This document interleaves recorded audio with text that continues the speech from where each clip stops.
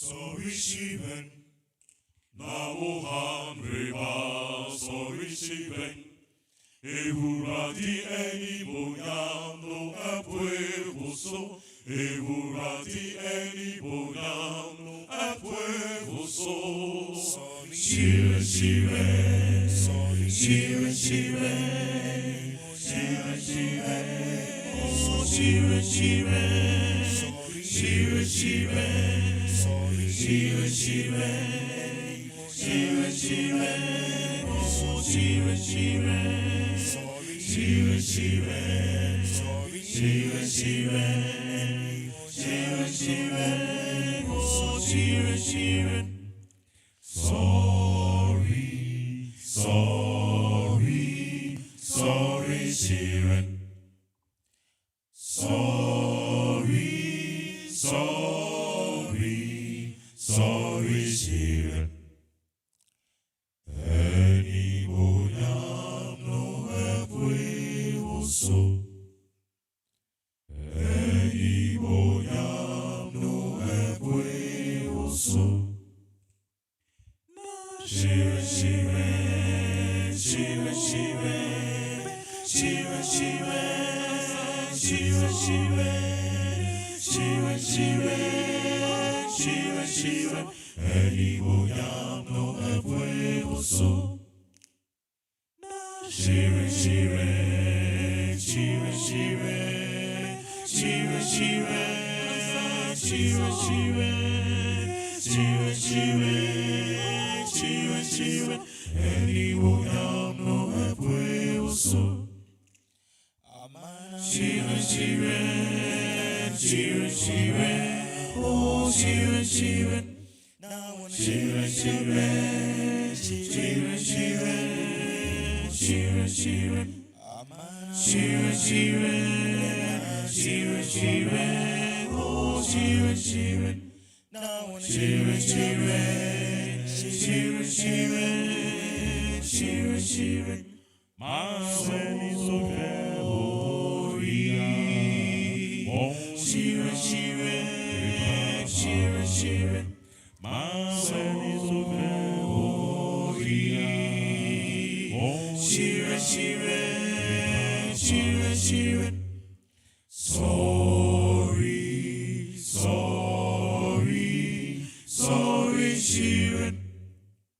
Sorry, sorry, sorry, Shiren. Any boyam no ebwe oso. Any boyam no ebwe oso. Sorry, Shiren. Naohan Reba, sorry, Shiren. Eurati any boyam no ebwe oso. Eurati any boyam no ebwe oso. Shiren, Shiren, Shiren, Shiren, Shiren, Shiren, oh, Shiren, Shiren, Shiren, Shiren, Shiren, Shiren, Shiren, Shiren, oh, Shiren, Shiren, Shiren, Shiren, Shiren, Shiren, Shiren, Shiren, oh, Shiren, Shiren. Sorry, sorry, sorry, Shiren.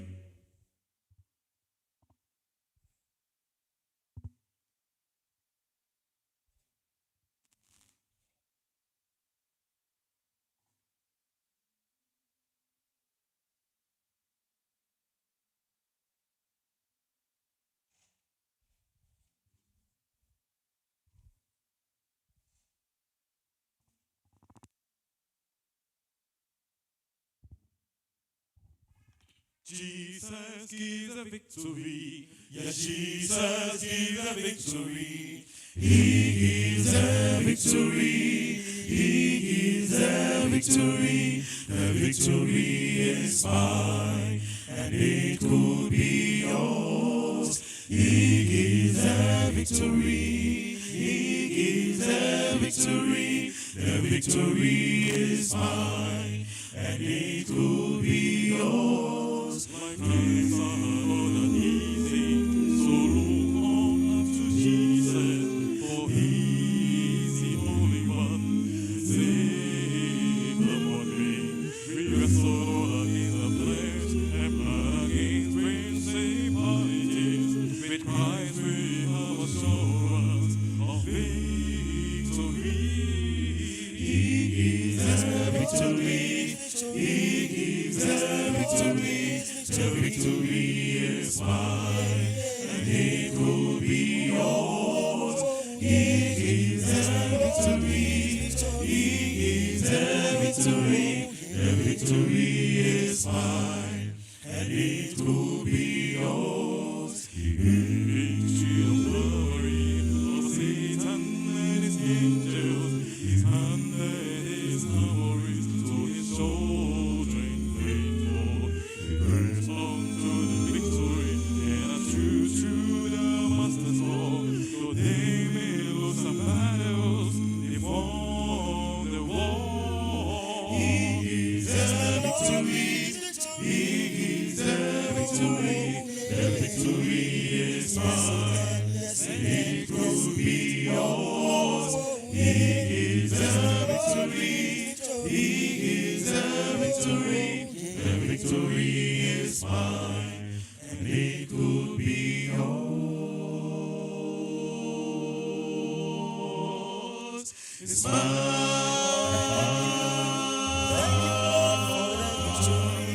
It's mine.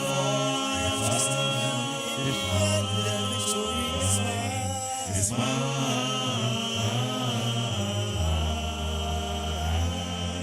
He gives the victory. He gives the victory. The victory is mine, and it will be yours. He gives the victory. He gives the victory. The victory is mine, and it will be yours.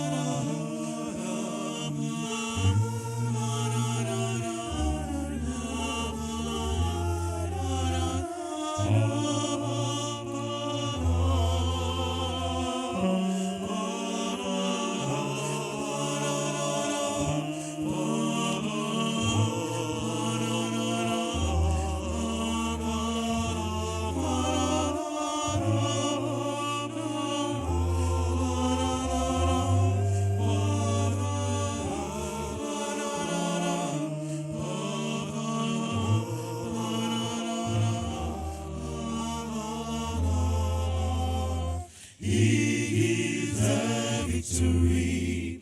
He gives the victory. The victory is mine, and it could be yours. Amen.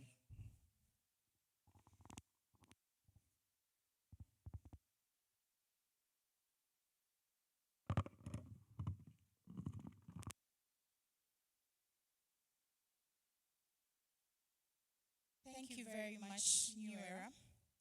In our part of the world, at this time, it's supposed to be warm. But by the grace of God, we've had showers of blessings. And so we say thank you very much to God for how far He has brought us. Ladies and gentlemen, on that note, good afternoon and welcome to the ICE Conference Day 2. Without much ado, I'll call Mr. Imosa Santi to give us the opening prayer as we all be on our feet.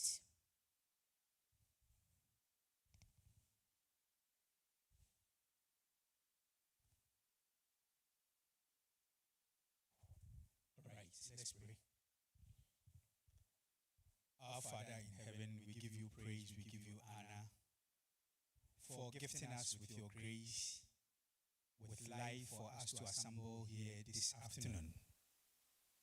We thank you for all the things that you've done for us from the beginning of this conference.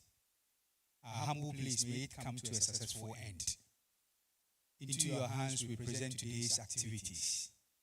May you, O God, fill us with your spirit. At the end, let us have a cause to give you all the glory and the honor. And may we live here blessed.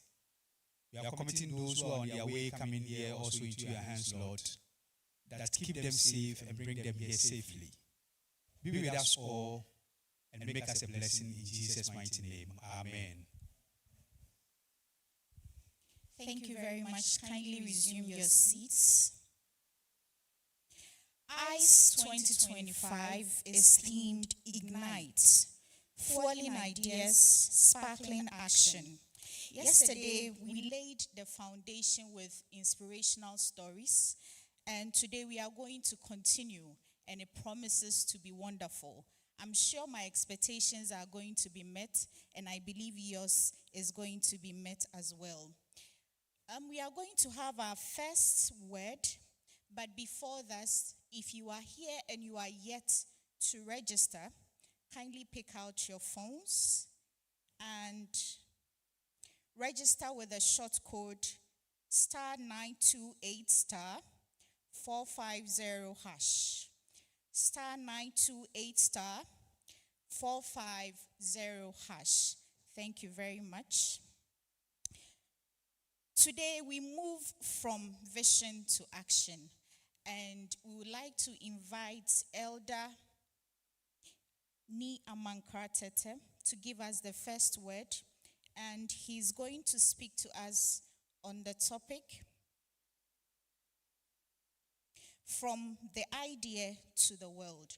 And so with a round of applause, let's welcome Elder Ni Amankratete.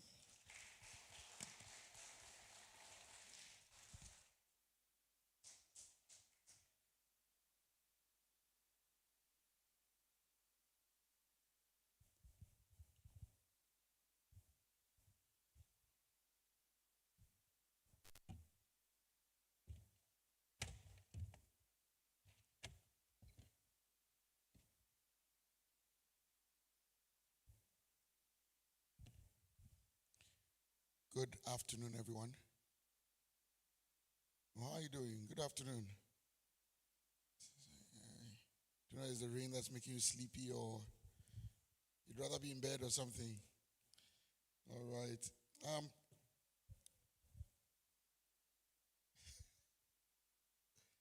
If you, how are you doing? Cool. So today we want to speak about from idea to the world, from idea to the world. And this is particularly very important for us who are starting new businesses and thinking about how do we get people to see it, how do we get people to notice it, how do we get people to want to participate in it. It's now a bit more complicated because we have this online world that just travels with ours and actually moves a lot faster than ours.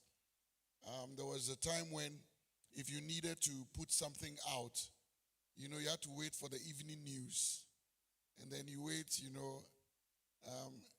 I'm about to show my age now, because at the time you'd watch that, probably all black and white. And it was a particular news. It was a particular time between the news came that you knew, that you would hear all the news. So if it was the new price of fuel, for example, you hear it on the 7 p.m. news. And that's how I knew that prices of things had changed. But today we don't need that.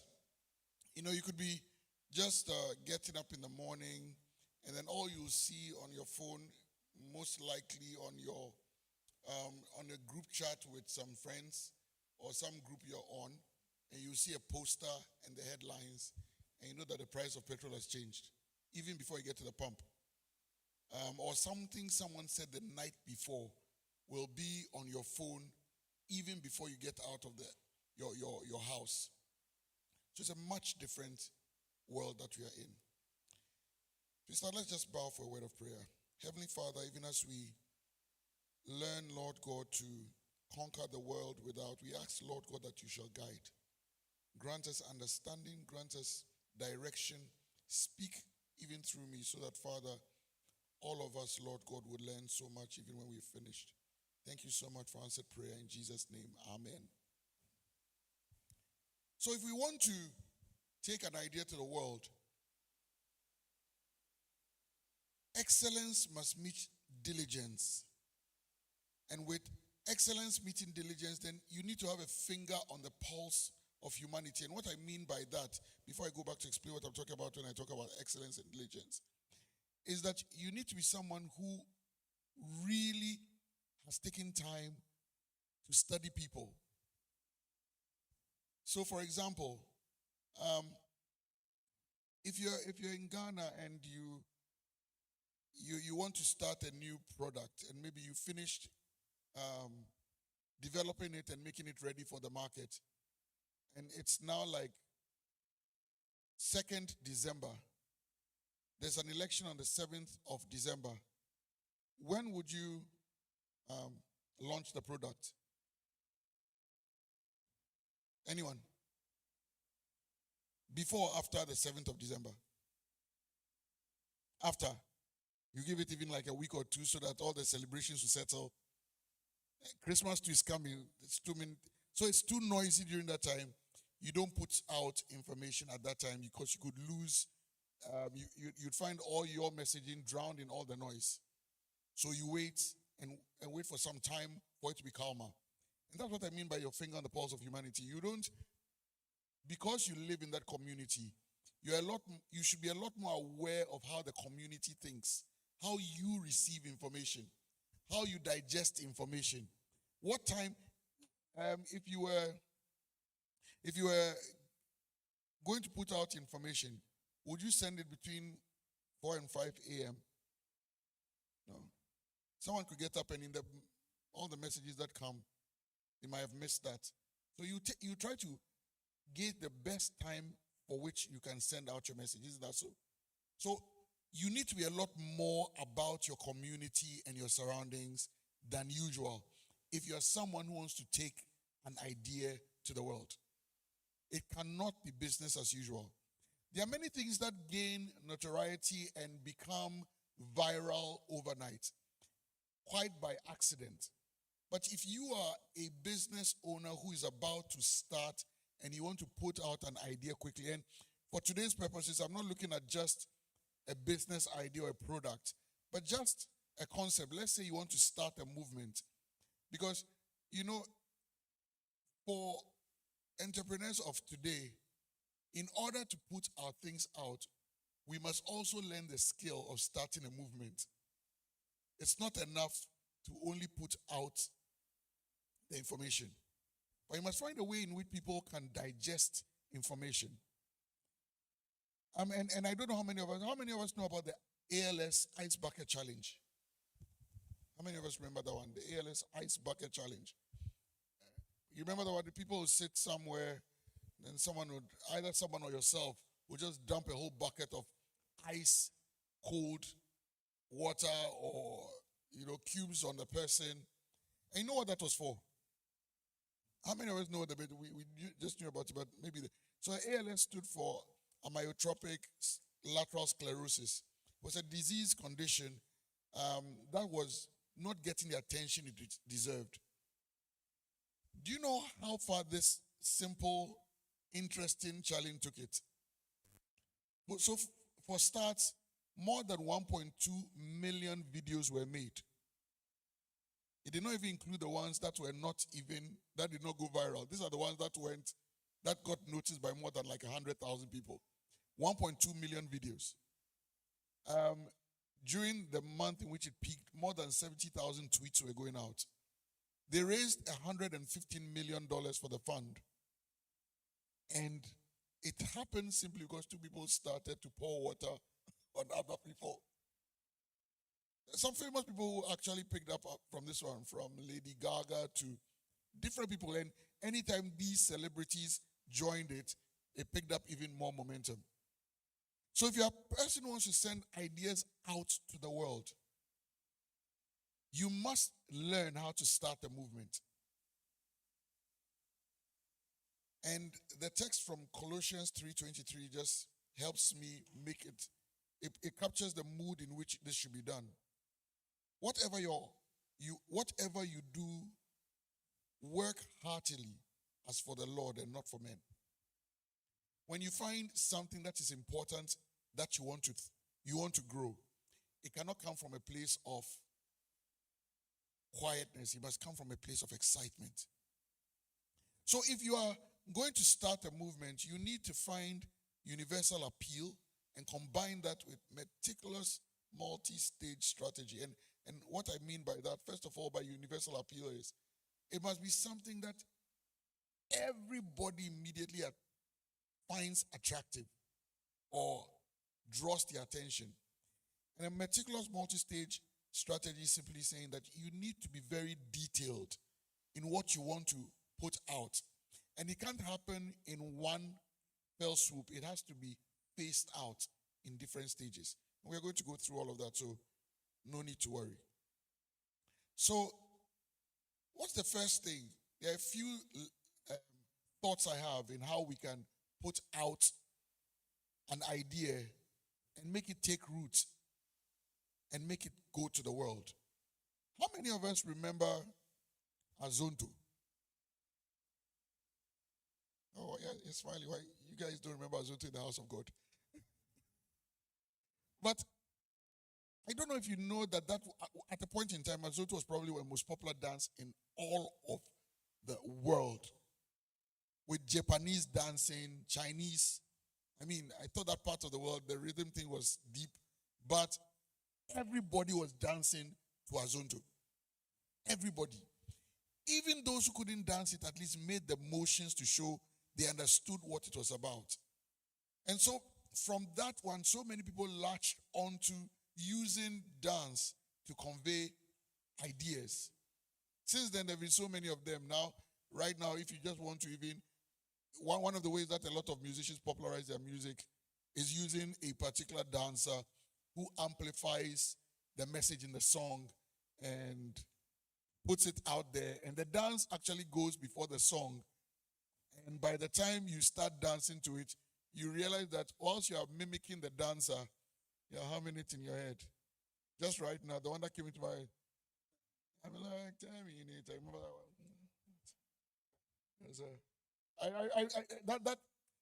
So, but do you know how viral that went? When someone shares something in the morning, and by tomorrow it's come into more than 2 or 3 of your groups, you should know that it's made a round of at least 100,000 people or so.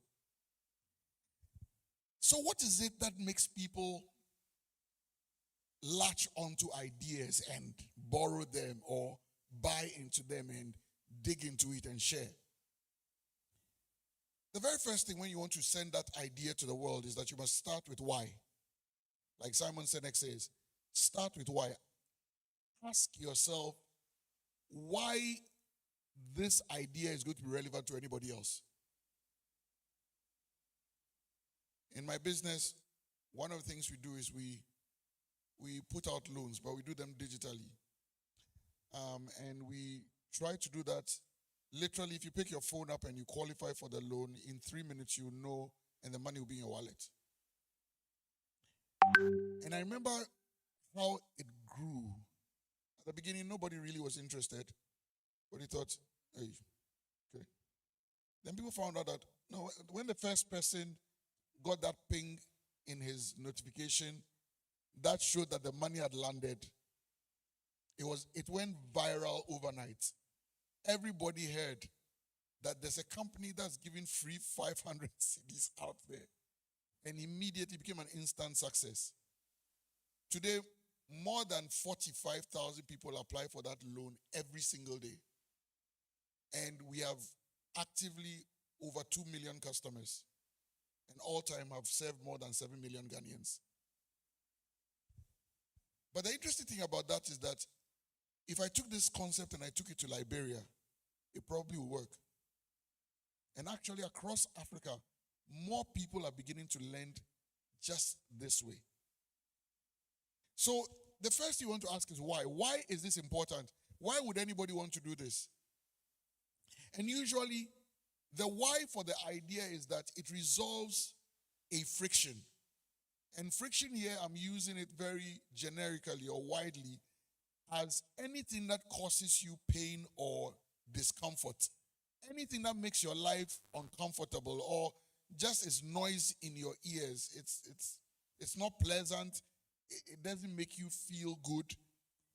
And whenever you have that idea you want to take out there, make sure that it is an idea that actually solves an actual problem and removes a point of friction. Am I making sense? I'm not just shake your head and I know I can connect with you. The next thing, it must be easy to understand. It must be something that everybody gets. You put it out there. You don't need a PhD graduate or degree to understand what they are saying, a PhD to understand what the person is saying, or you need to get some kind of skilled or specialized stuff to explain what you put out there. It must be something that people just understand. It must be something they can easily share. Because you're counting on their loving it once they become... You know why this new sickness of scrolling is a problem now? Who here does not scroll?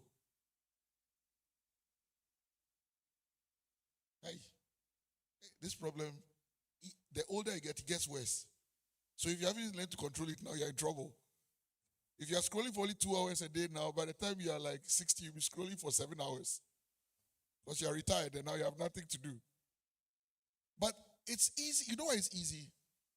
The moment you see the video and you like it, there's a button right there that says share. And as soon as you share, you can immediately go straight to a platform that allows you to share it with anybody you want to share with. Right now, it's so bad that there are some messages where they said shared too many times, or what's that one? And you can't even forward it to more than one person at a time. And it's because they've optimized the capacity of the videos to be shared easily. So if you've got something where the video, and which is why right now people don't have time to actually invest in understanding the topic. People want it to come in bite size. If you are sharing any idea, anything, and you cannot do it in 2 minutes, you've lost your audience because it's time. Do you see how the fingers work? You start a video, you can easily ignore it and move on to the next thing. And so, in the making of those videos, people are very conscientious. They take their time. Just recently, I was struck by some interesting news on BBC. And they were talking about the content creators who you all love watching and how wealthy they've become in the last 3 years. I don't know if you've caught any of you caught any of those stories. There's this chap who is very popular. He likes to wear these very long socks and these shorts that come all the way to his chest, and he wears this coolio. There's this very funny gait when he's in the video. I think it's a Nigerian one. But they're talking about him, and they're talking about the fact that he was so wealthy, he was on this property buying spree. And he was explaining himself that it just happened from the content and what he was putting out there. He usually have these very funny videos that people just watch and always share. And the more time they share, they put more money into his pocket. So today we want to find out how we can also create the content that makes people stop and share. Not just that, but putting on top of that an idea that can carry your business. Am I making sense so far? All right. So it must be simple. Its simplicity must be stark, even in design. Then you must evoke strong universal emotions: laughter, sorrow, fun, sympathy, joy. You know, even those things, you know, those videos that have got this soundtrack that makes you feel, yeah, then you start just following it. You know, ideas that you identify with, and then, you send it. Or you see something that really annoys you. There was a time, I'm not going to say what it was, but literally, like by the time I saw it, I could literally throw my phone out. That kind of emotion. But obviously, you don't get the cents and the shares unless you've got a group of other people who you get angry with together. So you must also learn how to create those emotions. And you must be able to deliver on convenience. So if it's an idea that actually works, it must have convenience. And some of the things are behind Yango and Ghana's use of Uber. You know, across the world, Uber uses cards to make payments. Then they got to Ghana. Then the drivers were on the Uber, but there was no payments coming through. The Uber wised up very quickly and said, hey, this cash thing, we have to actually do it quickly or else we'll also be in trouble. And Uber, but Yango and Bolt had already moved ahead on that one. So today in Accra, I don't know which one is most used in Kumasi. Bolt. And one of the reasons why they went ahead of Uber was simply because they were willing to take cash, and the drivers would go and pay that later on. It gave the drivers a bit more control, a bit more reason to do business than the card. The card was too complicated. It's still too far away from too many Ghanaians. Then you have the MAGA ideology. How many of you know about MAGA? You know MAGA? Who knows MAGA? Who's heard of a MAGA? Anyone? Make America Great Again. You have not heard of it? MAGA is like the most compelling political ideology today. MAGA went to Brazil. MAGA went to Argentina. MAGA came even to Germany. MAGA went. The number of people who from Donald Trump's leading on looking inward also adopted that theology and actually surged in their polls. So today, you want to stand for an election and the people are tired and have lost trust with the political system. Play MAGA. You'll get the vote. And it's very simple. Ask first. And it appeals to that inward-looking selfishness for human beings. We are not interested in your problems. We just want to solve our problems. You will see, Ghanaians, I don't know whether we are in that. I don't think we've gotten there yet because our problems are more than this one. We are not interested in this. What would you do for me first? Ghanaians will be asking you plenty of questions. So it hasn't come to Ghana yet. But it is very viral, the theology or the ideology of MAGA. So, what are the things you are saying? You are going to start an idea that must work. It has to solve a problem. It has to remove some friction. It must be easy. It must be simple, even in design. You must be able to share it. You must be able to replicate it. It must be convenient. And it must stoke some emotions, help you form the connection that the person who's receiving it gets and then immediately wants to become salesman on your behalf. The second thing, invest in knowing your target markets. Invest in knowing your target markets. It's important to, yesterday I think when a certain young man was speaking, I think it was Emmanuel Lubica, he got my attention because he spoke to something that immediately, he's passing by, here's a conversation, someone says, before you get this one to eat in this place, it will take forever. Thinking, but I can make it. And it's the thing now. Everybody, I don't know what it is, but everybody wants a hamburger or shawarma or something to eat. I don't know what it is. So he says, I'm going to make some of that. There's a market that's waiting already. It's young, hip people who want to eat on the go, and are tired of all the healthy ampesi and some nice contemporary.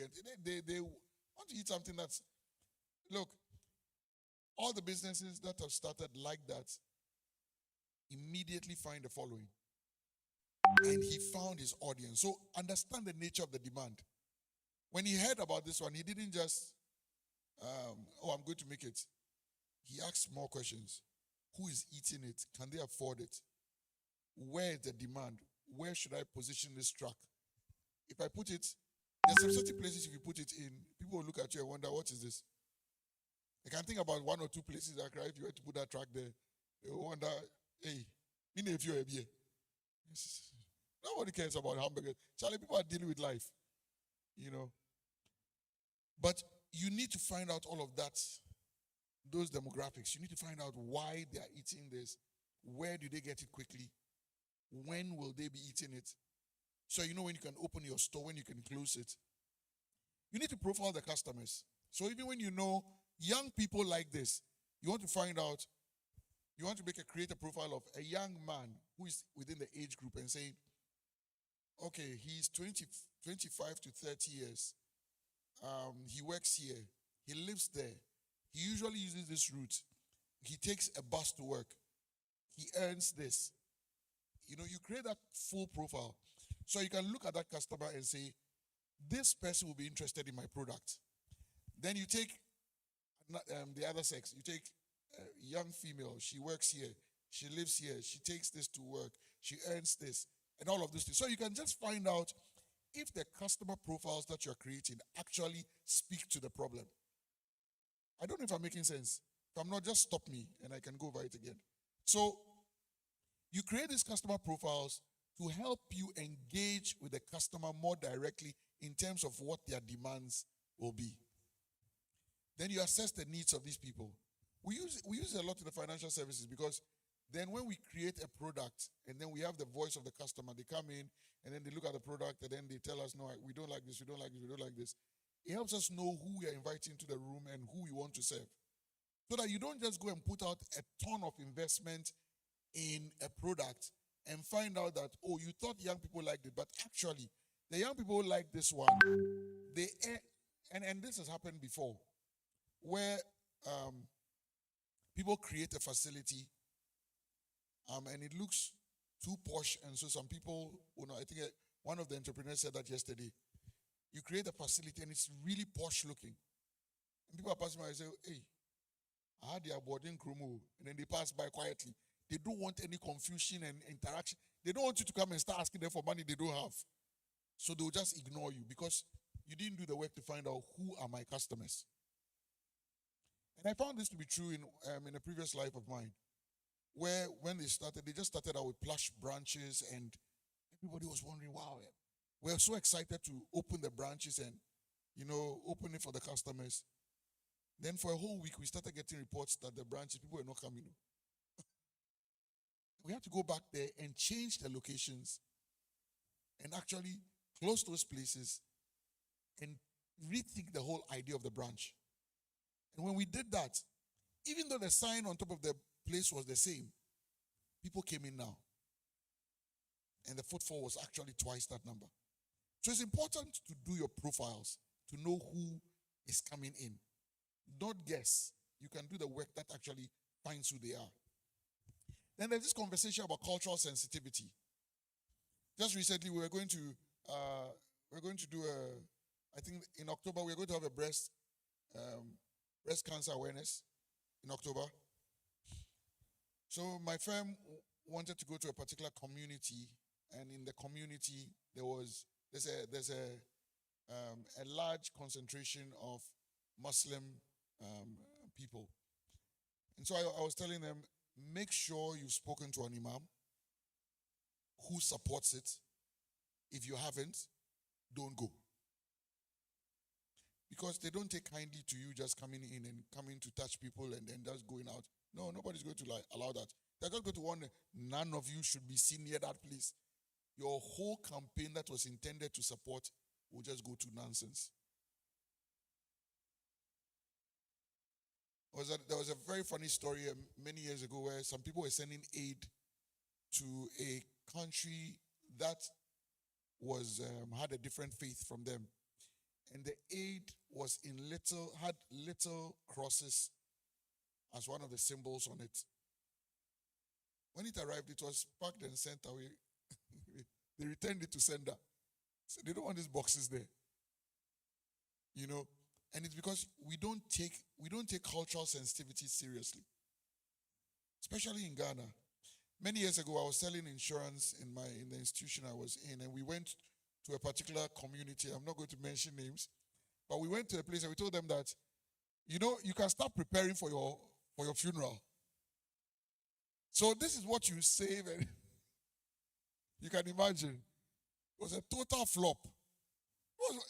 And we got people coming to us and say, "Why, you want to kill us before our time? You don't want us to live long?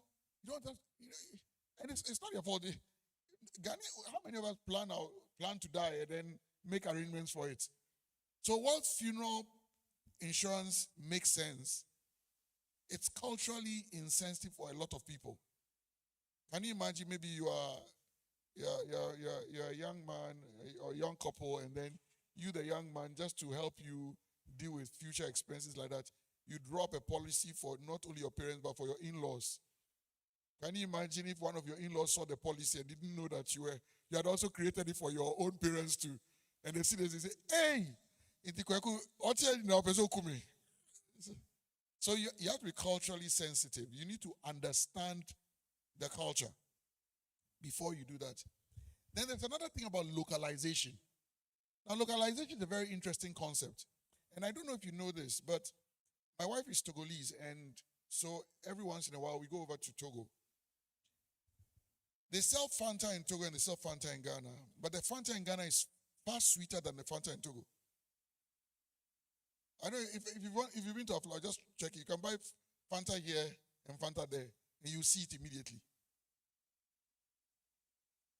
The other thing too is, if our guys went to make kebab in Lome, there might be a little unpleasantness about the quality of the food. You know why? They don't use as much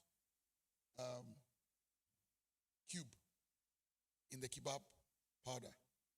You actually taste the meat. So little things like that, and many big companies have actually suffered because they did not note these things. So, for example,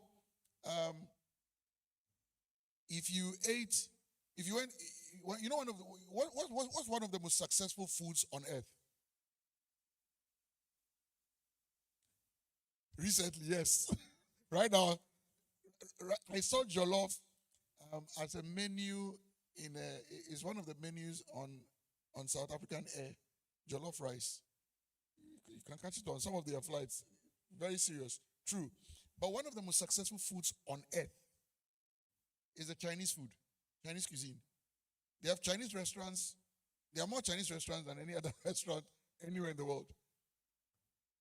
But the Chinese restaurants, have you ever, when you go to a Chinese restaurant, have you watched what the Chinese people eat? And what you eat? Have you noticed any difference? So, do you know they don't eat rice like the way we eat rice? That's one of the things. They have a lot of other things that are on their menu, and you see on the table so many little dishes of many different things. And for a Ghanaian family, you see a big plate of fried rice, plenty soy sauce, and then you see usually it's what? Either chicken sauce or beef sauce. We don't care what you put in it, as long as it's one of these two. We'll eat it for you. But for them, they don't eat all of that. Actually, I had a shock of my MBA program. I was in China, and then we were taken to a restaurant, and my colleagues and we started the meals. They brought first this. For us, it was like hot water, but it was a soup. It's very healthy and nutritious. And he had this dumplings in them, and we're like, "Ooh." And like three courses into it, then they brought fried rice in very small bowls.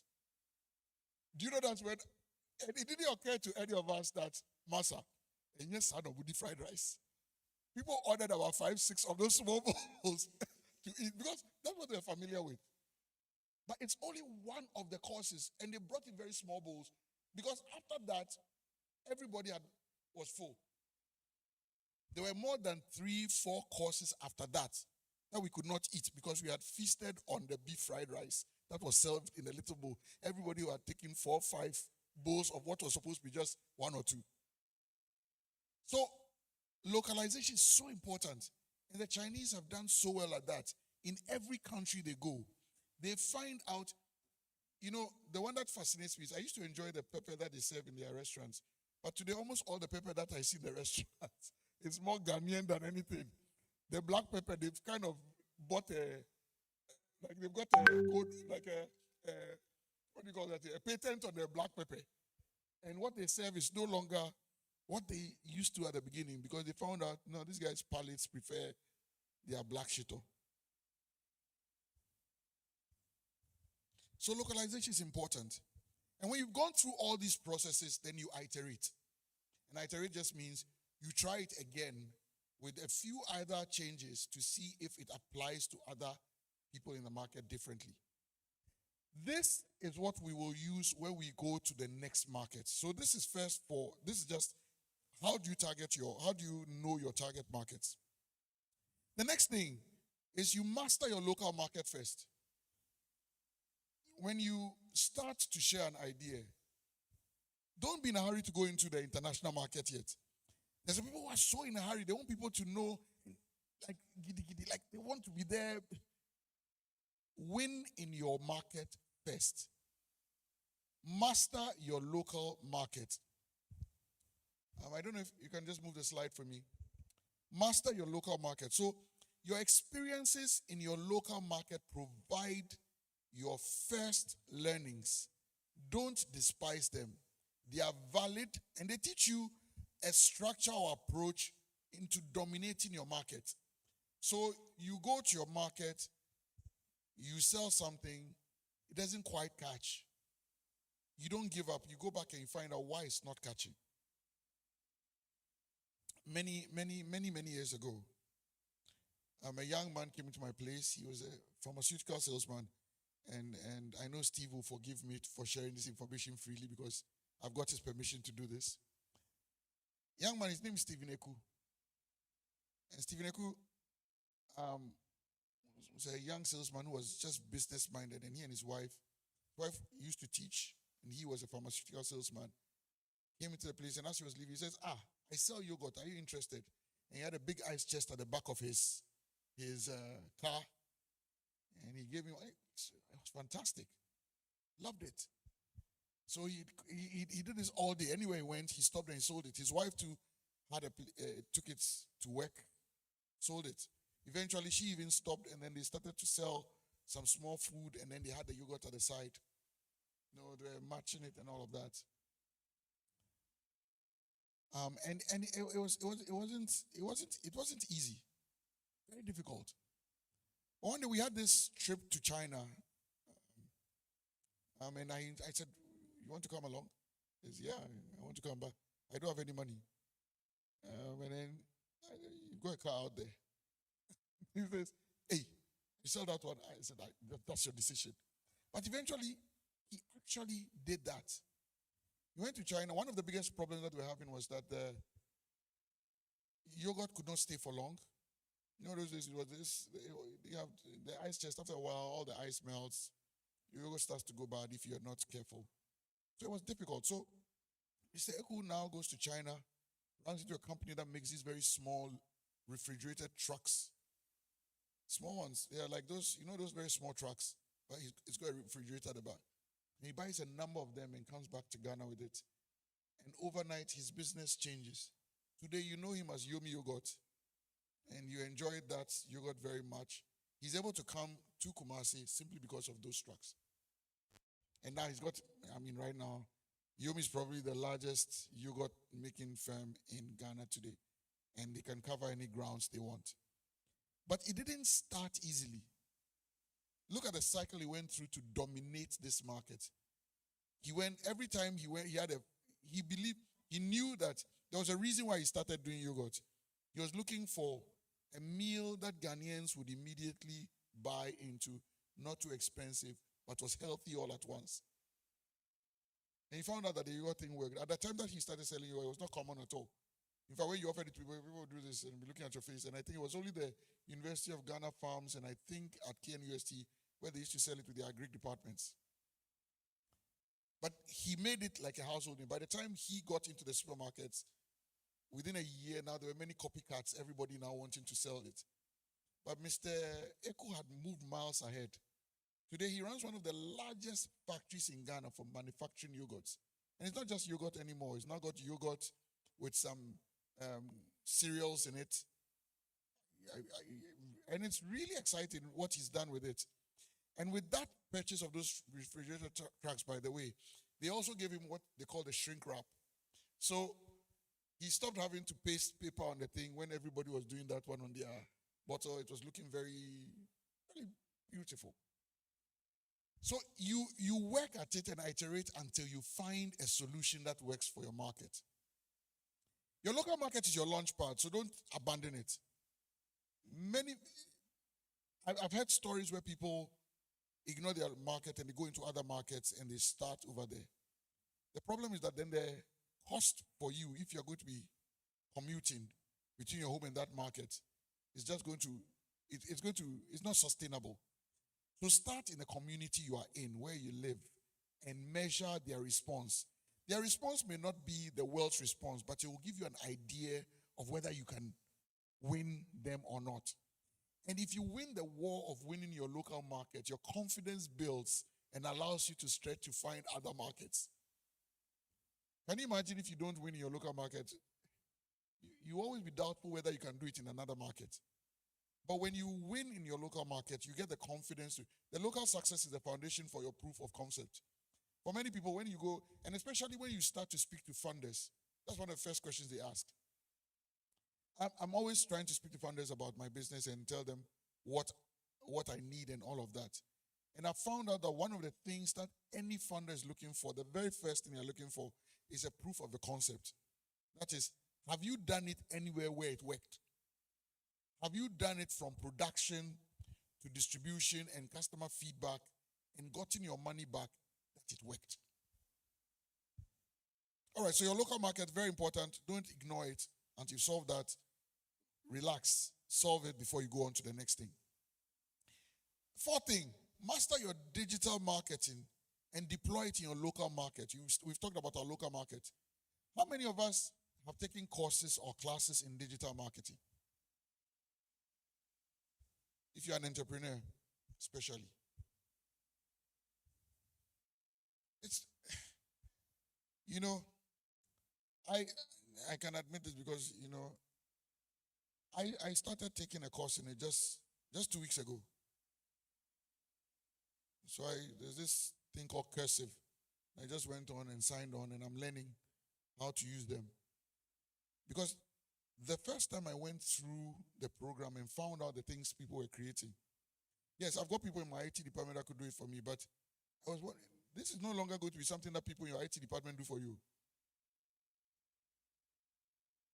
These are things that you are going to have to do for yourself. It doesn't matter what course you are doing, wherever you are at, whatever you're doing, these skills are going to be like Excel and Word today. So if you've not started it, I strongly advise, start digging into it. Fortunately, right now, when it comes to courses, you can actually take one without paying a dime in so many places. From Udemy to LinkedIn to... Just go online. Some of them are free. You can read about it. YouTube will teach you for free. So learn about it so that you can create your own... we just started, we talking about creating movements and ideas that your product can ride on. This is one of the skill sets that you must have. It's not an either or. It's a must have. It's almost like imagining doing what we do today and you did not learn Excel or Word 5 years ago. And then you try to go to work in any place today. And they give you a simple administrative assignment. You don't even know what to write. You don't know where to go. Remember those days when they brought mic? I don't know whether I don't know how many of you ever did MS-DOS. That one, immediately you show your age. Those of you who did MS-DOS in the congregation or the audience, I know how old you are already. The people who are looking at me and they don't understand what I'm talking about, I know your age too. MS-DOS, when computers started in this part of the world, that was the first application we had to learn. And when Windows came, it was like, hey, when you saw it, it's new. And we're learning.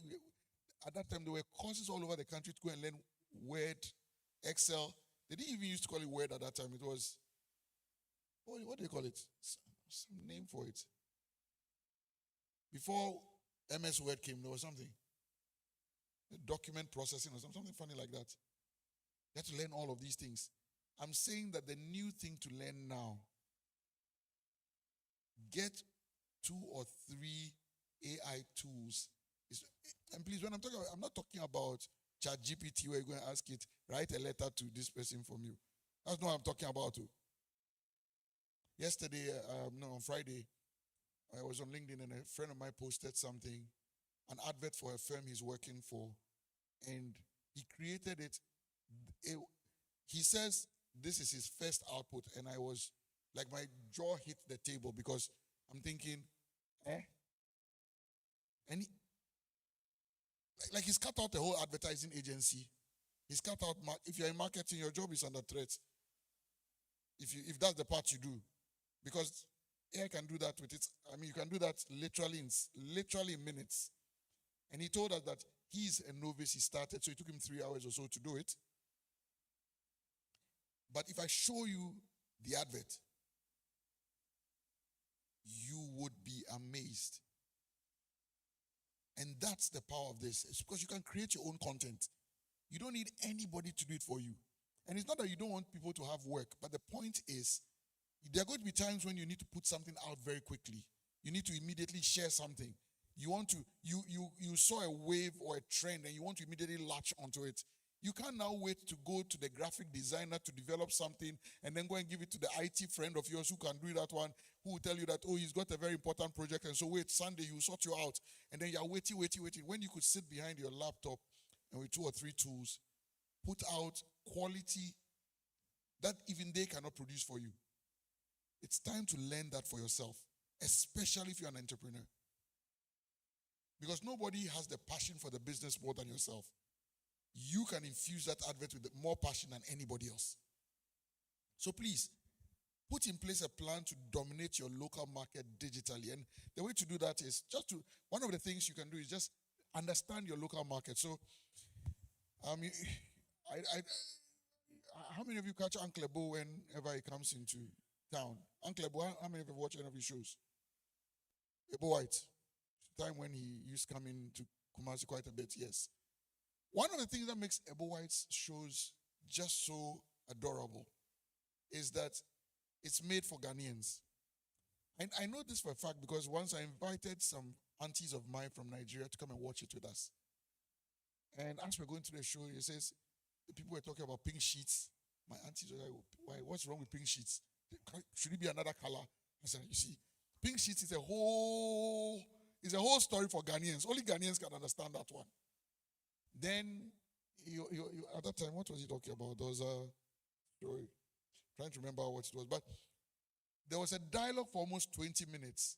And I had to turn to my auntie and say, you know what? Just watch it. When we go home, I'll explain it to you. Because you will not get it here. And it's one of the reasons why it doesn't matter what he shows, how much he shows it for. People still go and watch it. It's made with you in mind.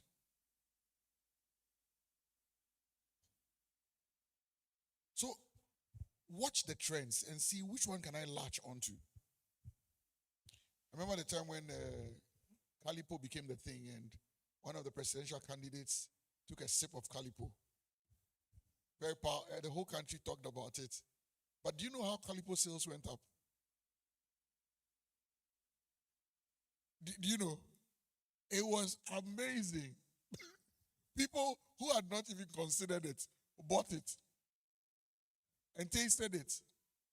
Just during that time today, decided, okay, a good time to start launching new flavors and all of that. And it caught on like that because it had become a conversation for national discussion. And that's why you have to have your finger on the pulse of your community. And when you're creating content, you can create it based on that, so I can carry your message along with you. So when you learn how to deal or handle your digital marketing tools and deploy them properly, especially when you've got the context of your local market, you understand the trends, you understand the things that are happening, and you put them together, you'll find that it is easier to ride the trends in your local market. And if you can win on that one, when you go into another market, you can apply the learning to that market. You may not use the same content, but you will go and learn the things that you knew about your local market in that market and use them to drive the same goals that you want. I don't know if I'm making sense. Am I making sense? All right, thank you. I love number 5. Number 5 is my favorite of all the things. And this I learned in the last 3 jobs I have done. One of the things that most people are afraid of is failure. For me, especially, I think this about 7 years ago, I read Thomas Edison's story, and he was talking about how, you know, the light bulb that today you celebrate. You know how many of them had blown up, injured him, been destroyed before he finally got that one to light. They were in the hundreds of thousands, literally. And he was asked that, why weren't you, why didn't you lose interest or not go ahead with it? Why weren't you discouraged? He said, because I'd found out, I forget the number, so let me just use it. Because I found out 250,000 ways not to do it. And that was just exciting. And I was like, wow, that is such an exciting way to look at life. Every single failure is the way to look at how not to do something. It's called, yesterday we talked about it, reframing, reassessing, and looking at how. So instead of looking at it, this is the 250,000th time I failed, it was the 250,000th way he had discovered not to make a light bulb. And in our market, because we don't have enough data, one of the things that we do a lot of is constantly retrying. In fact, if you are afraid to iterate or repeat or try again over and over, you will not be able to develop quality or excellence. So let me repeat myself. If you are afraid to iterate, afraid to amend, afraid to fail and come back again, you will not be able to develop quality or land a product that actually wins. And so the problem is not that you failed. For me, the problem is actually that you fail fast so that you can go and start again. So there are many people who want to try something, then they make it a whole science. Oh, we have to find a certain committee to sit down to discuss it. Then we'll find another committee to address this thing. Find a third committee to look at whether the appeal is good. By the time you finish, you've had 5, 7, 10 committees, and you've made it such a big deal. It's taken 2 years, and you still haven't put it out there. And the whole firm is waiting for the success. Because our markets now move so fast, because of the digital economy, because of social media, things are happening at the speed of light, of an SMS message. And you are busy waiting for things to settle in the right position before you actually do it. Someone will launch the idea that you've been planning for 2 years before you. I think that was something I heard from Lubica yesterday, where they were talking about how you had a beautiful idea, you chose not to do it. And then you're walking somewhere and then you find someone else doing it. Because God has shared the idea with that person too. So, fail fast. Be unafraid to fail. Fail fast. And come back to the start and do it again. And then you fail and you start again. So try new products. Try new packaging. Try new processes. Yes, there's going to be a time when your customer is going to be a little confused, but you're trying it until you find that one packaging or product or process that makes your life so much better. That social media campaign that finally locks in. But fail fast so that you can get to it. Pilot and let it fail so you can learn what will not work and be unafraid about failing. Yeah, if you are an entrepreneur and you are in this business of finding what will actually move the world, be unafraid to fail. Hello? I know it takes a lot of courage. This failure thing I'm talking about, some of it want to do it one shot and then you go, it doesn't work like that anyway. I'm yet to meet people who it doesn't work like that. I don't know anyone who is at the height of their game where they are doing excellence, where they have not had hundreds of failures before they figured out what actually worked. And that's why you need to be confident in failing and fail fast so that you can come back and start again until you get it right. I love the quotation down there, 2 Timothy 2:15. It says, be diligent to show yourself approved to God, a workman who has no need to quarrel with his tools, rightly dividing the word of truth. Be diligent. Great ideas do not go to the world without diligence. And that's why excellence must meet diligence before you can get it to the world. 6. We've talked about some of this already, but I'll just repeat. Leverage the power of sharing and community. Leverage the power of sharing and community. There are things we did even before social media came on that helped us pass messages on. Anybody want to share one or two of them? Anyone? Before the advent of social media, how did we share information?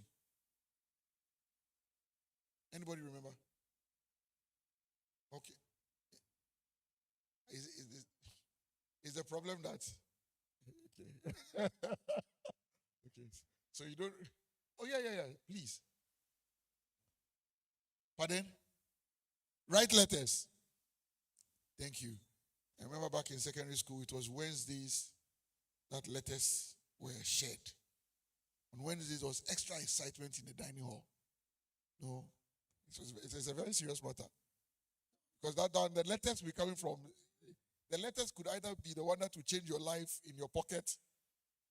Charlie, you have been waiting, because you see those days when you get broke in school, there's no phone. So you write to your daddy, I'm low on funds and I would like some funds. The letter will take 2 weeks to get to Accra and 2 weeks to come back.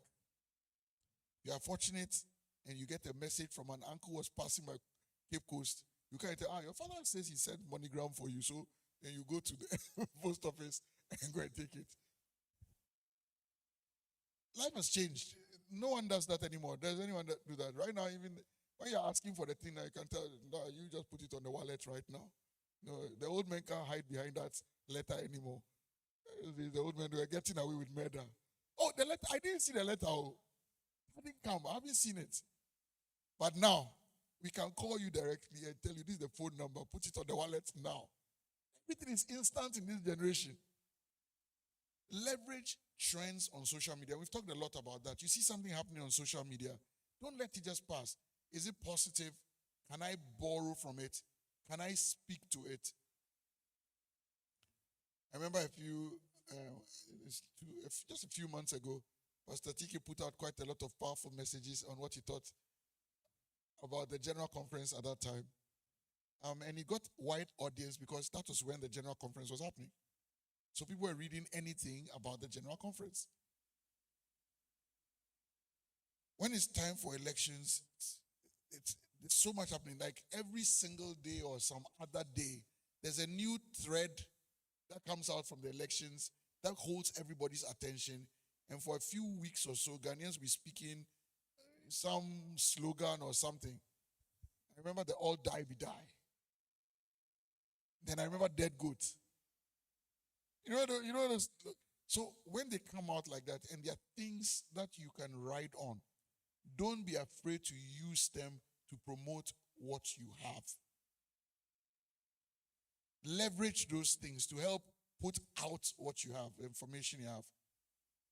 And then we're talking about starting your own movement. with carefully thought out content, something that's inherently shareable, something that people would share and not be worried about, or it's not too much work to share. So come up with your own. If you see something that you think would actually excite people, move them, get their attention and all of that one, start your own movement. Do something fun and let's see what other people think about it. Then partner with influencers and strategic partners creatively. So we've got this one where right now, I know at a point in time, Sarkodie was in a partnership with Standard Chartered Bank, then now with First Bank. I know Bellamondi and Manifest also did some partnerships with APSA. Can you think of any other partnerships where some influencers are actually partnering with some organizations to put their information? Can you think of any of them? Anybody? EcoBank, King Promise, yeah. Who? Yes, Kivo Gary, yes. Anything else?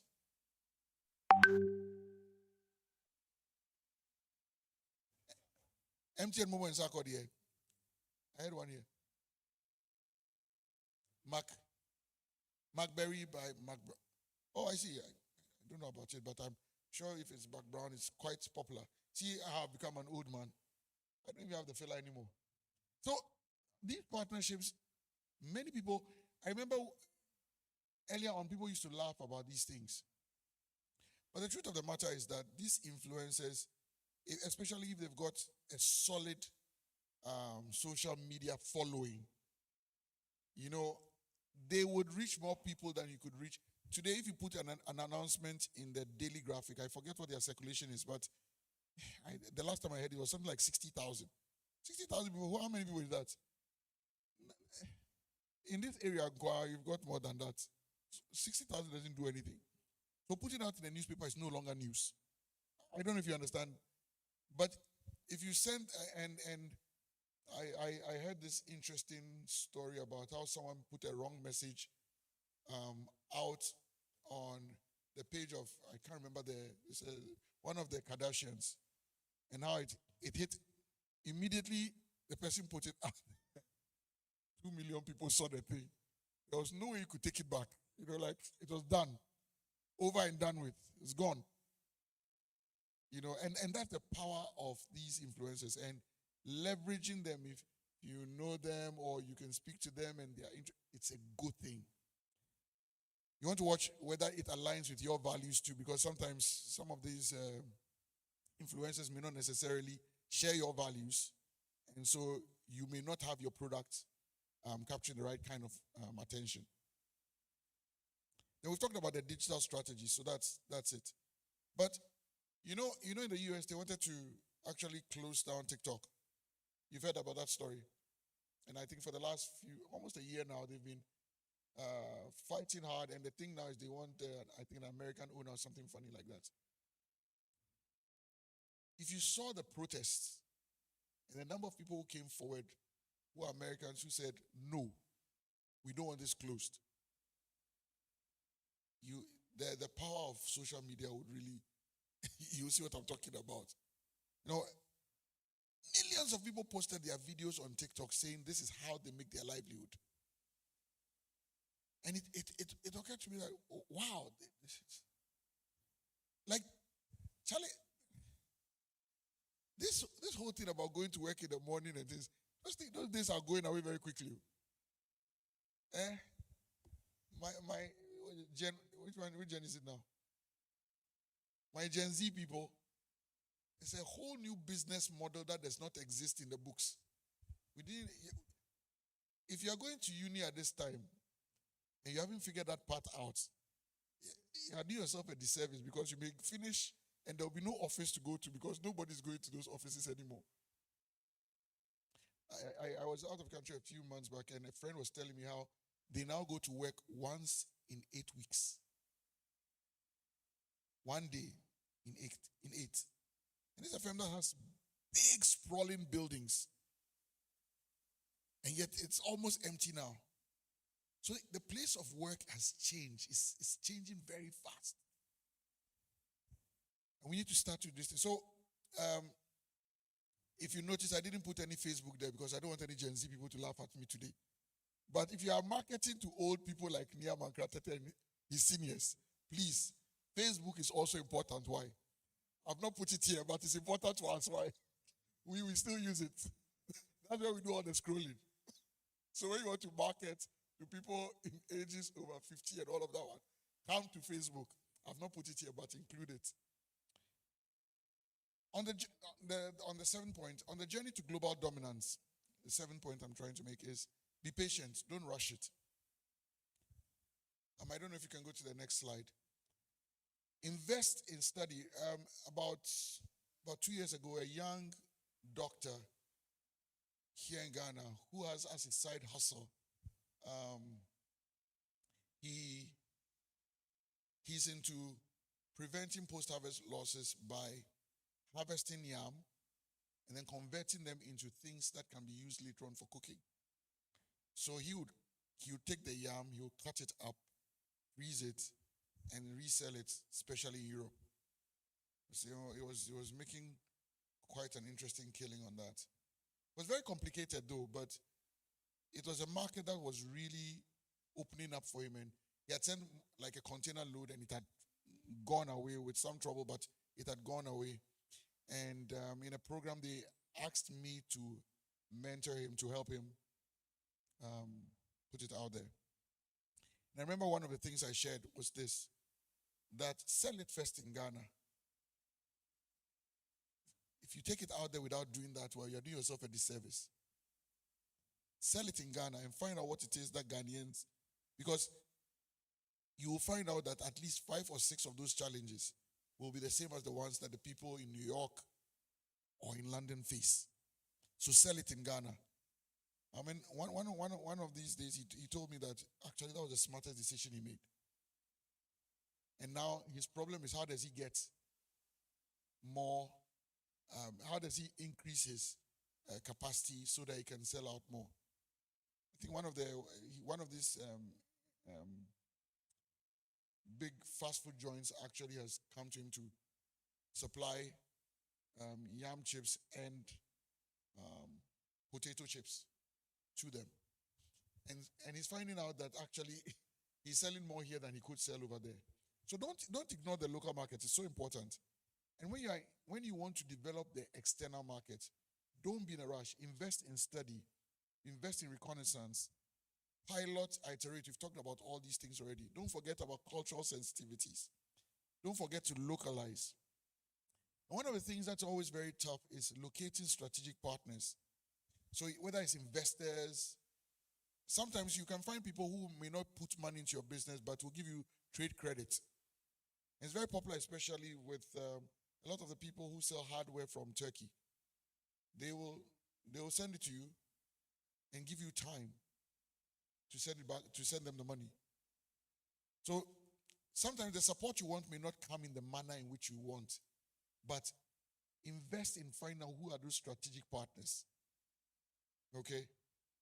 And a program like this is also very important because you come here, not only do you hear some stuff, but you meet other people who may be doing something that's similar to yours and may be able to help you with it. And you might find someone who actually is interested in what you do and prepared to support your next journey. So that's also important. The very last point I want to leave with you. Every global phenomenon, can we go to the next slide, please? Every global phenomenon advances on the back of a powerful narrative. So whilst you're at it, capture all the highlights and the lowlights. Nurture your passion and your fire. And rehearse as many variants of your pitch and adapt. You can adapt to any audience. It's a very powerful story told about a young lady who had this amazing program that she had created. It was a dating app, but it was not like your typical dating app. It did other things. Anytime she started to open her mouth to any of the various investor groups she was fortunate to present to, people went to sleep literally within minutes of her presentation. There are too many dating apps out there. They couldn't figure out why hers was different or better. And so as soon as she started, once she announced there was a dating app, everybody just shut down. One fine day, she was on her way to an actual presentation, and she got into the elevator. You know those things where the elevator is about to close and then you run in. She gets in there, and the person standing right in front of her in the same elevator was actually one of the CEOs of a company that distributed these apps. And they were going up 25 floors. And the first thing she said to him, so they meet and he says, "Oh, yeah, that young lady." "Oh, okay, the dating app lady." When he said that, it immediately meant that it means she was a topic for conversation among many other people, and they had decided to write her off already. And so she started with the negative. She says, "It's not a dating app. It's an app that gets people together. And it does this for you." So by the time they got to the 25th floor, the guy was like, "Oh, okay, what? I thought you said it was a dating app the last time." He says, "Yes, that's the category I put it on, but this is what it actually does." Only then, when she came to sit down there, and people wanted to go, as usual, started to shut down, the guy says, "No, finish." So they allow her to finish, and they find out that they actually like it and wanted to invest. And she got a Series A funding that time, after more than 32 different attempts of trying to get people to invest in it. Can you imagine going to, and I've done this before, where I've gone to people to ask for money for my firm, and we make the presentation, and you see people's eyes just glaze over. You know what it means when it glazes over? It means like they've lost interest in what you're saying. Their mind is no longer there, but their faces, they're looking at you. You've lost the room already. So I know what it must have felt like for her. But now she got it in. And the first thing the CEO told her is like, "You're a terrible storyteller."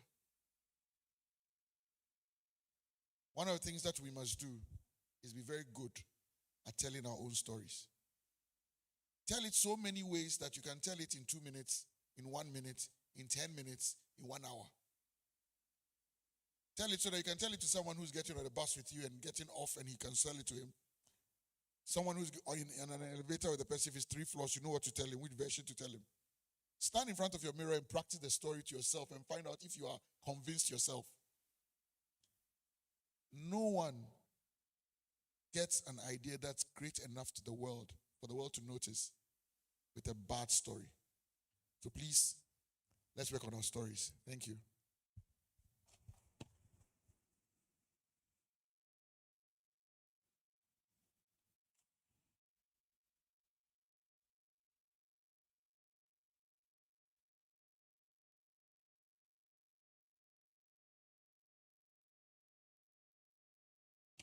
As New Era is getting prepared to warm us up into the pitch competition, the time that we have all been waiting for, I want to remind us one more time that we have to register with a short code that has been provided. I have been encouraged to try. I have been encouraged not to be afraid to fail. I'm not a Gen Z. I'm not going to be stuck with Facebook. I'm sure I'm going to dare into Instagram and then learn a lot more about digital marketing. And so I know that you have been inspired. And so let's get ready. I'm sure our judges are also getting ready, as well as those who are here to pitch. And so whilst waiting for them and they also getting prepared, ladies and gentlemen, let's welcome New Era.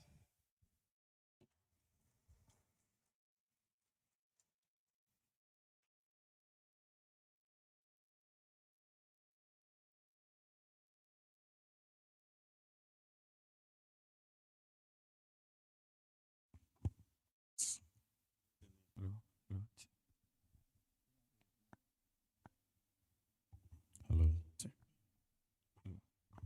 Hello.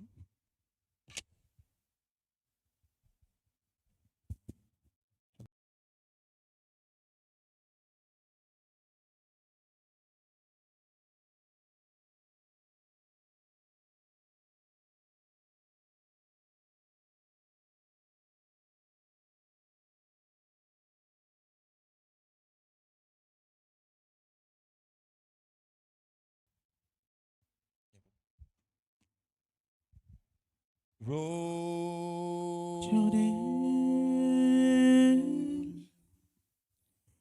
roll,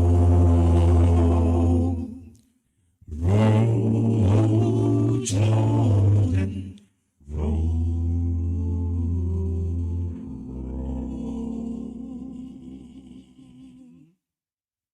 I want to go to heaven when Christ comes to see joy there. roll,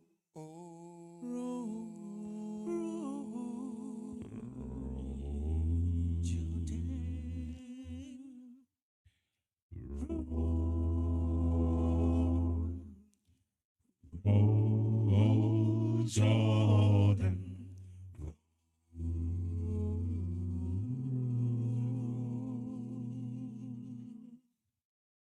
I want to go to heaven when Christ comes to see joy there.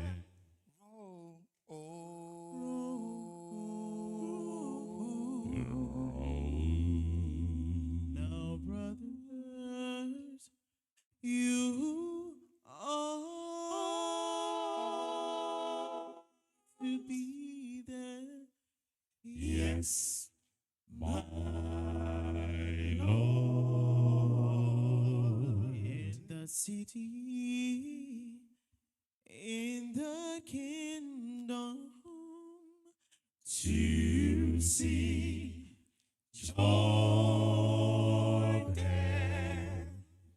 Well, roll, Jordan, roll, Jordan, roll, Jordan, roll, Jordan. I wanna go to heaven when Christ comes. Roll, Jordan, roll, Jordan, roll, Jordan, roll, Jordan, roll. I wanna go to heaven when Christ comes. Roll, Jordan, roll. Well, my brothers, you ought to be there now, yeah. Brothers, you ought to be there. My brothers, you ought to be there.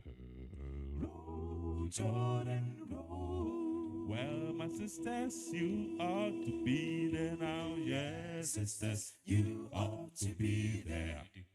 My sisters, you ought to be there. Roll, Jordan, roll. Well, I keep saying roll, Jordan, roll, Jordan, roll, Jordan, roll, Jordan. I wanna go to heaven when Christ comes. Roll, Jordan, roll. Well, I keep saying roll, Jordan, roll, Jordan, I want to roll, Jordan, roll. Jordan. I wanna go to heaven when Christ comes. Roll, Jordan, roll. Well, my brothers, you ought to be there, yeah. Brothers, you ought to be there. My brothers, you wanna be. Roll, Jordan, roll. Well, my sisters, you ought to be there, yeah. Sisters, you ought to be there. My sisters, you wanna be. Roll, Jordan, roll. Well, I keep saying roll, Roll, Jordan, roll. Jordan, I want to roll, Jordan, roll, Jordan. I want to go to heaven, even when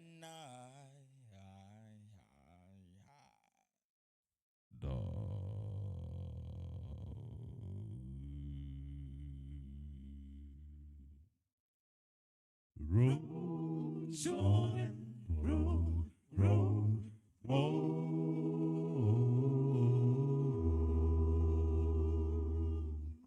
Thank you.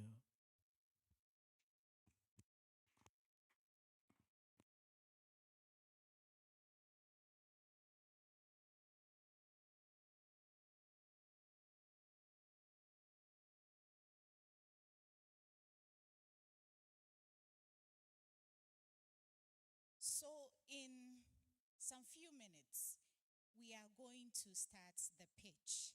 But kindly give me your attention to acknowledge the sponsors for this beautiful conference. We have Iraba Natural Ventures, Lubica, Ghana, Brain Media, Falcons Perch, Orion Healthcare, Shirts and Nuts, Kumasi City Incubation Hub, Ebet, eJuice, and Kweku Outlook. Ladies and gentlemen, let's give them a round of applause. All right. So what are we doing now? As I have stated, it's time for us to pitch. But we cannot do this without our judges. They have already taken their seats. And so I'm going to introduce them already, one after the other.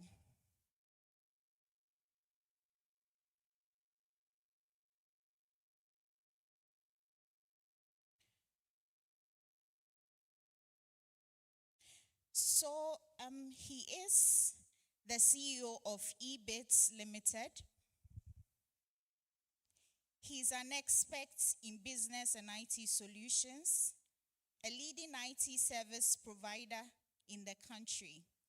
Ebets are responsible for banking software for all rural banks in Ghana and other established institutions. Ebets, they have HR softwares, shares management softwares, loan management softwares, and mobile banking management systems. The CEO is here as a judge, and he is in the person of Mr. Richmond Oben. Ladies and gentlemen.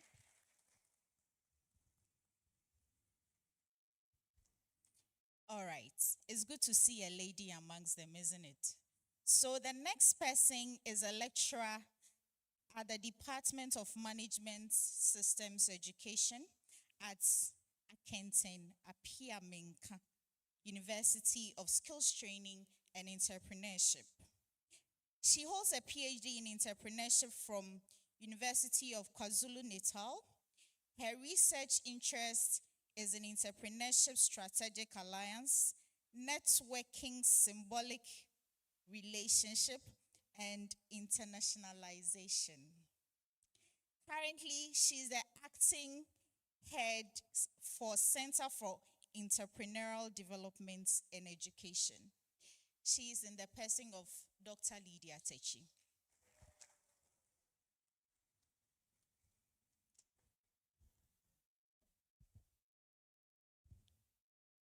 The third on the bill is a certified retail banker with over 16 years in financial services.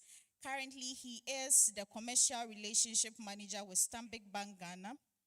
His coverage area of operations spans from Ashanti and the Bono and Eastern regions. He is a mentor and currently the president of Garden City Toastmasters Club. And he is the president of the Stanbic Bank Kumasi Toastmasters Club. He holds an MBA at KNUST, and he is passionate about people, service, and volunteerism. He is a married man with children. He loves reading, he loves traveling, and he loves Liverpool FC. Ladies and gentlemen, Mr. Atakuti Mboatin Sr.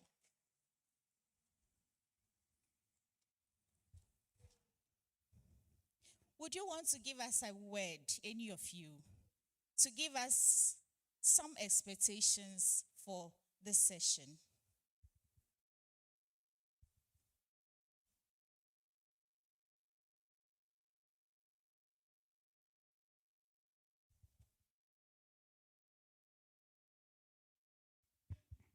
Right.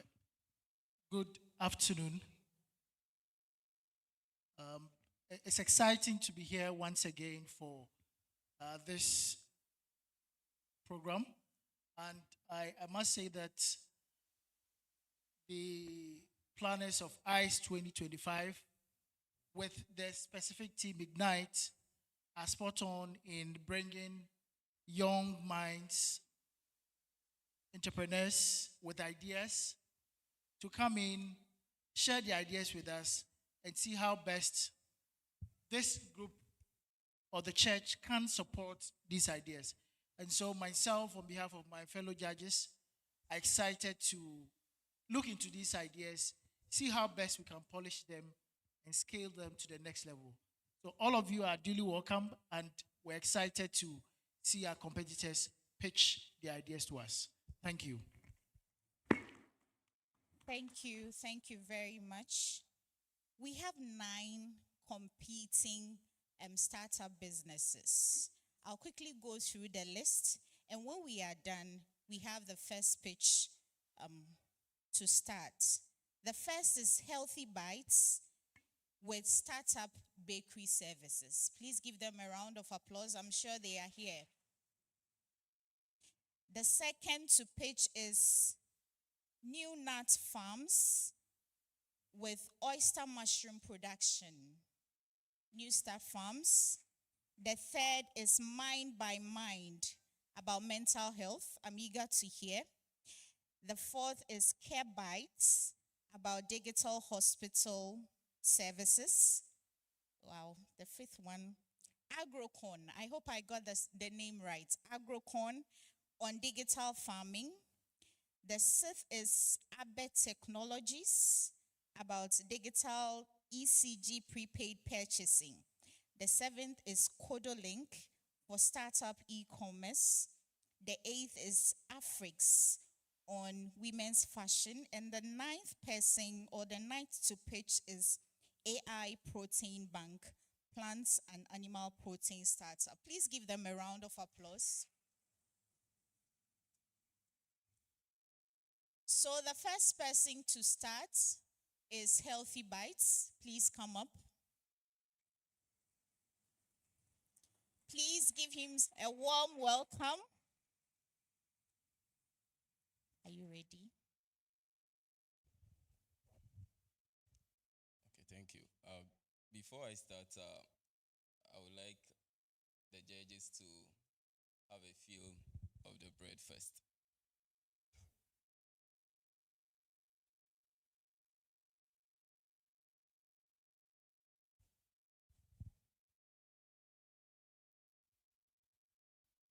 Have you ever had constipation by just taking your favorite bread?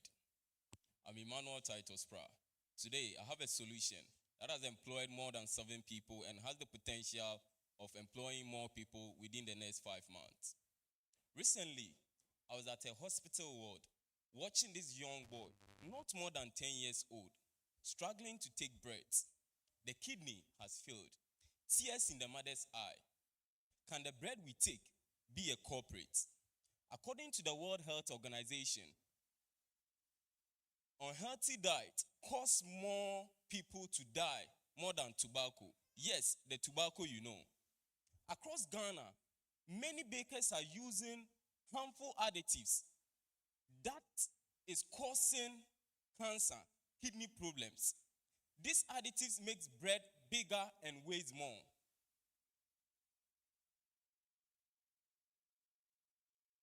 After 3 years of experiment, market research, and product development, we have a solution.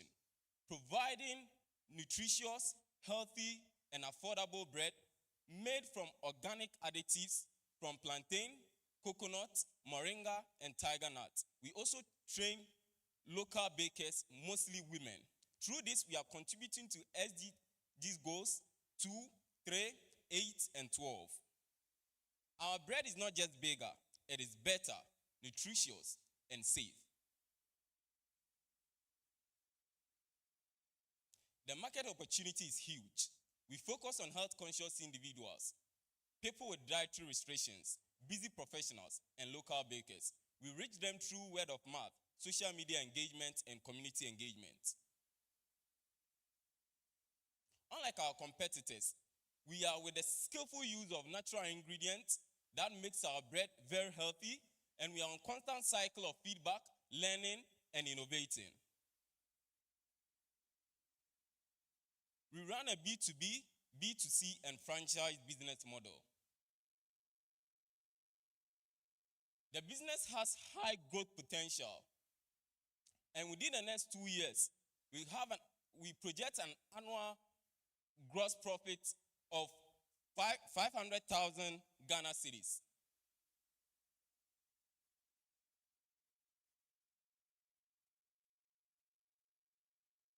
With a team, I have 15 years of experience in baking because I started baking at a very early age. Rose, who is in charge of our food safety, also has 2 years of experience. And Bridget has 3 years of experience in sales and marketing. We also have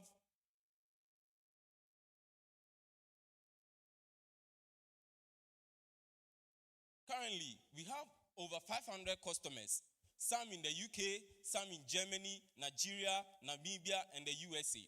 And we have 4 unique recipes. We have employed 7 people, and we've established partnership with universities, and we are working very hard. Within the next few months, we are looking at expanding our capacity to serve 300 customers daily, employ more people, and also open a new branch.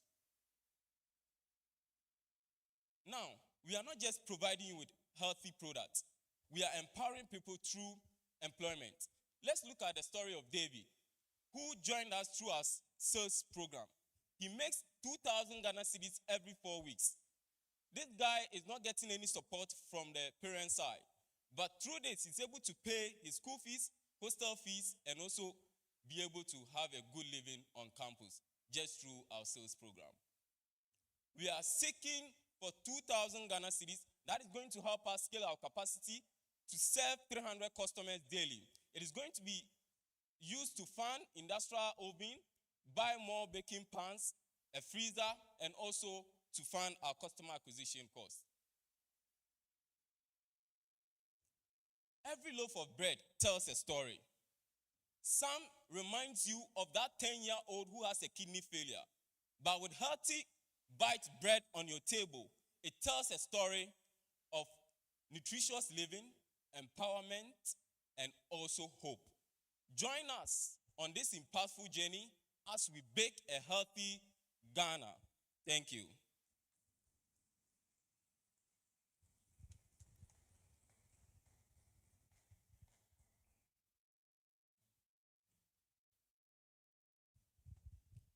Thank you very much. Our judges, we are done. In fact, you stuck to your time. We were supposed to time you for 5 minutes. I didn't give you the ground rules, but you stuck within your time. Thank you very much. So this is for the other competitors. You have 5 minutes, and then the judges will come in. Judges. Good afternoon, brother. Good Your afternoon, sir. name again, so I I'm can. Titus. Titus. Yeah. So, but I'm addressing 30 Byte. Yes, right? please. It might have been a slip of tongue because I wanted to give you a cash of 2,000 so that we don't screen you. You said you wanted 2,000 cedis. 20,000. Okay, so I've corrected that because I would have given you the 2,000 right now. All right, thank you. I think I like your idea. Okay. I want to know that what ingredient will make yours different from, state the 2 ingredients, the current one that causes the trouble and yours. And further on, how sure are you to get that production, sustained for how long? Thank you very much for this question. And to make it known, my mom is a baker, so I started playing with bread at a very young age. When I got to KNST campus, I had a fantasy of having the same experience, but there was issues with constipation. Now, to answer the question, the current additive that is being used is called ADA, azo decarbonamide. And every flour has a percentage within it that is not harmful. But now it's being sold on the black market. Some individuals have extracted that one and they are selling that one separately. It just makes bread heavier and bigger. and most bakers are using it. Now, let's do this case study. Your favorite bread, you used to buy 10 cedis about 4 years ago. Around that time, we were buying flour. The cost of flour was around 420. Now, the cost of flour is around 780. And you are still buying that bread for 10 cedis. There's a question. So, what we are doing is that to make bread heavier, we are substituting with plantain. And the constipation issue, we are with our flour. There's 30% of with the constipation. We have 30% of the coconut flakes in there. So when you take our bread, you can take about 5 loaves a day, and you never have constipation. And we also have certain essential oils in there. Rather than just using margarine and butter, we have olive oil and other secret ingredients that are natural. Yes. Thank you. Right, Titus, my question is on your distribution channels. So you say you distribute to Germany, UK, and which other locations in Ghana and Kumasi do you distribute? Okay, so with the Germany, UK, these are individuals who are our loyal customers. So I have 2 professors, and I also have one person that came to met me at a conference. So these people wanted their family in those countries to taste the bread. So I don't have a direct distribution channels, but whenever they come to Ghana, they try to send some to their families for them to have the healthy option we have here in Ghana. Yes.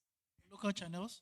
The local channels, since we are still at the startup stage, we are focused on KUST campus, and we deal with students. So we have a sales program that we work with students. They work with us 3 hours daily, and they go to lecturers' offices and go to their their colleagues at their hostels and also classrooms as well. Okay, Healthy Bite. You made mention that your value proposition is the plantain, the flour. What's your value proposition? So our value proposition is to provide a healthier bread option, empower people, and also reduce post-harvest loss. By using the plantain, when plantain are in season, mostly plantain is very perishable. So when plantain are in season, we use it for... What is unique about your business? I'm talking about uniqueness. So when you are explaining, tell us about your competitors, because you should know your competitors. Yes. And be able to tell us the uniqueness about yours. Yeah. So the uniqueness is our additives, the additives that we use, the plantain. Mm-hmm. So we use plantain, we use coconut, we use moringa. Okay, so who are your competitors? So currently, we have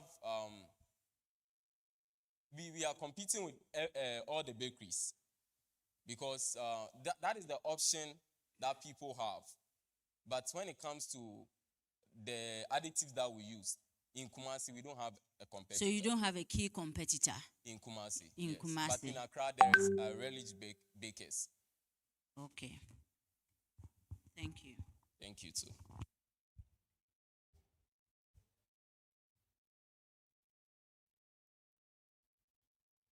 Yeah, I think that judges. Thank you. All right. Thank you. Thank you. Healthy Bites. So initially, I made mention of 9 startup businesses, but we are fortunate to have the 10th one, and let's give them a round of applause. Salus Securities. Salus Securities. All right. Thank you. So next to come is New Nut Farms. New Nut Farms, are you here? Yes, kindly come forward.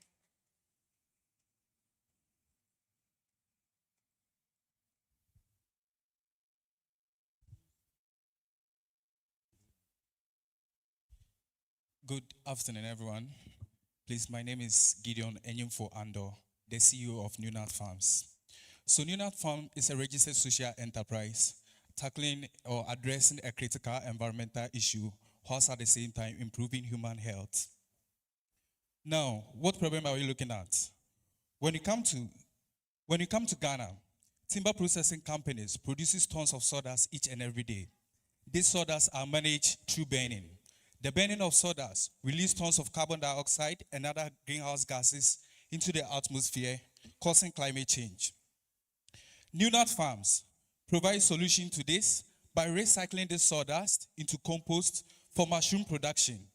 Now, someone will ask, what is mushrooms? Mushrooms are edible fungi which are rich in nutrients needed for the growth and support of human.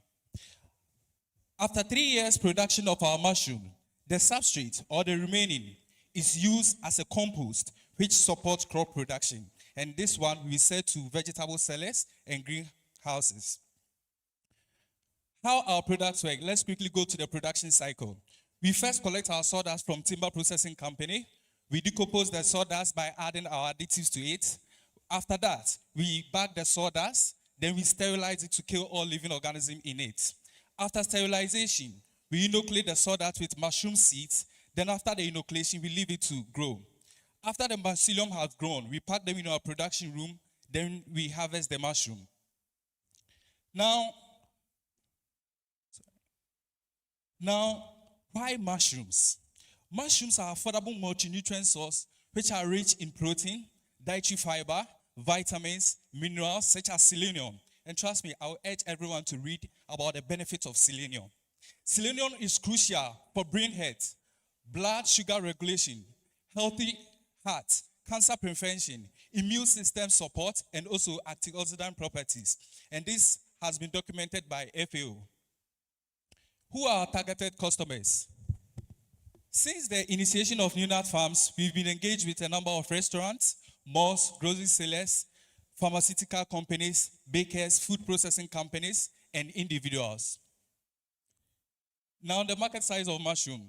The global market size of mushroom stands at 73 billion as of 2025. This market is projected to be around $105 billion by 2029.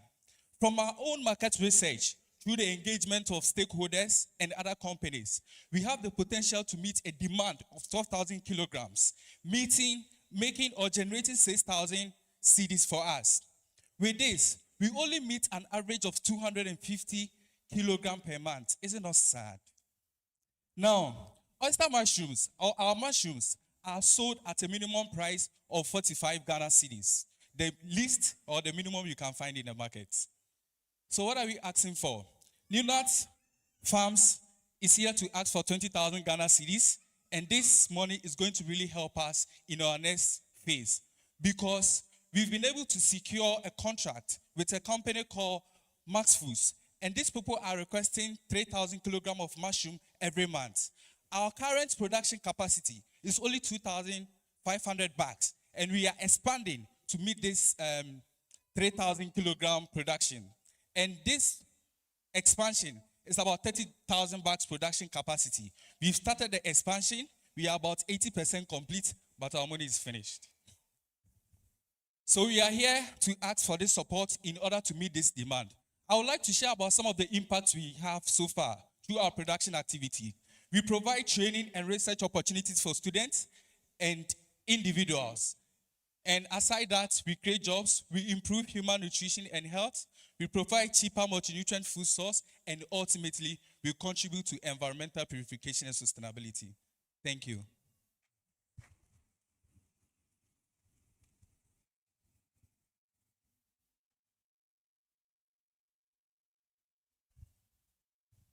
Thank you very much, judges.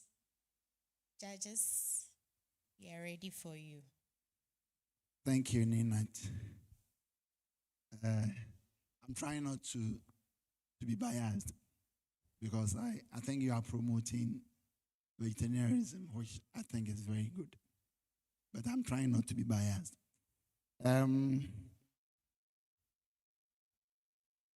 I see this because I've told you I'm a popular customer of mushroom. What makes yours different from the other ones that are of the same brand? Okay, so what makes our product different is one, how we add the supplements we use for our mushroom. So I can assure you that in our production cycle, we can have a success of about 100 production percentage success. And this is because of the formulation. And the nutritional content that you get from the mushroom is influenced by this supplement that you add. They are 100% organic though, but if you don't add them at the right proportion, you will not get the percentage nutritional content that you have. And we've done a lot of research. Are you aware of how the others are produced? Yes, yes, please. I've been engaged with a number of similar producers, and this formulation that we use is through our research. We started as a research initiative, and it's through our research activities that has helped us came. And you can't find it anywhere. Even when we train you, it takes time for us to, release that secret to you. Thank you. Could you please tell us your revenue stream? Give us revenue projection for the next 2 years. Then you tell us the revenue stream. Please, can you help me with the screen? Okay. So currently, we produce about 2,500 kilogram of mushroom per month. 250 kilogram of mushroom per month. And based on the contracts that we've secured, right now we have to supply 3,000 kilogram. And we've been in contact with other companies that are ready to take our mushrooms. And some of these companies, when we combine them together based on our one-to-one direction. Kindly state it in revenue form. I want the revenue stream okay. So that I could make informed decisions. So with the current contracts, it's about 132,000 Ghana cedis contract that we have to fulfill every month. And that's the expansion, what the expansion is going to do. Your revenue stream. So I said, give me a 1 or 2 years projection of your revenue stream. Then tell us how you are going to do that. Okay. Yes, so sort of, just give us your revenue stream. Okay. So one of them is the Mash Foods. That is a food processing company that we are working with. And we also have Fresh Logistics, who also take our mushrooms. And we are currently in contact with a company, it's a pharmaceutical company called Nanmax. And for them, the quantity they are demanding needs us to expand. So they are our future plans to expand and get the quantity that they demand. So I think she wants to know, when you mention this, we expect that they will pay us once a day. We expect 2 cities from here, so that you know that you have a view of how money, because it's all about money, cash. In fact, if you cash, that's what your teeth will show. So how do you expect money to flow into your business through what you do? And how much? She wants the figure. Okay.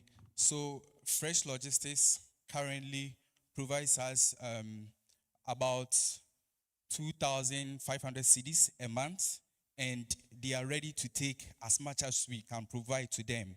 So with that, in the future, we are expecting to hit a market of about 10,000 Ghana cedis per month. Then aside Fresh Logistics, Mash Foods are also currently in contract. If it goes through, we are to get about 132,000 Ghana cedis from them every month.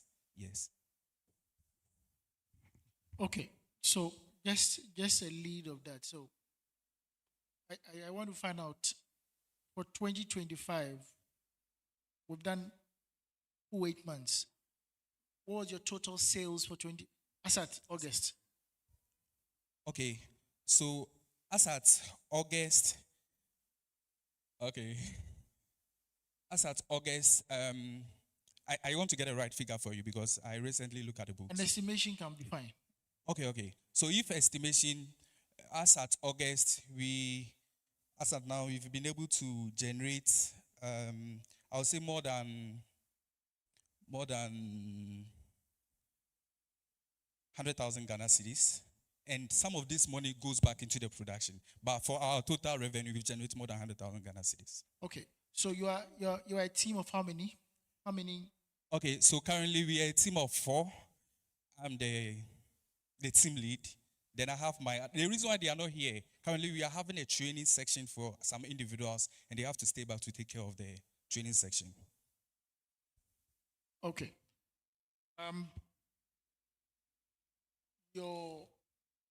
It shows that you are based in Ken USD. So that's where you do your production? Yes, that's where we do the production, but the expansion is at Fimisha. Expansions are Fimisha. Yes. The new company that you said they need your products, do you have a signed agreement with them? Yes, please. We have a signed agreement. What's the company name? It's called Mass Foods.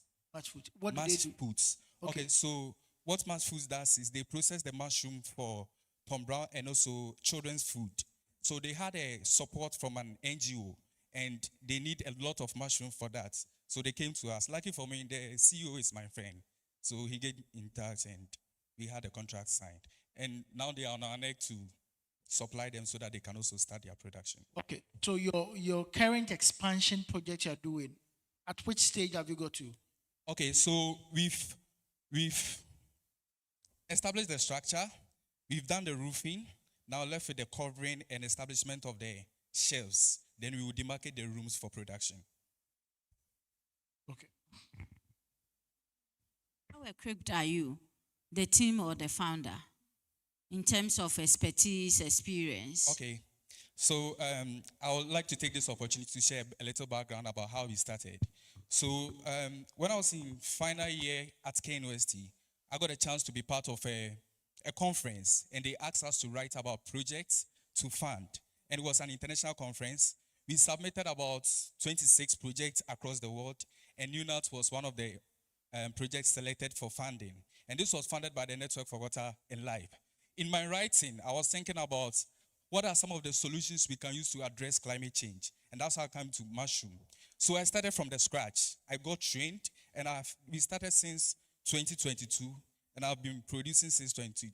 The good thing for us, every year we conduct research. We support students, we conduct our own research, and this has enabled us to come out with formulations and technologies that we think is not out there for other people.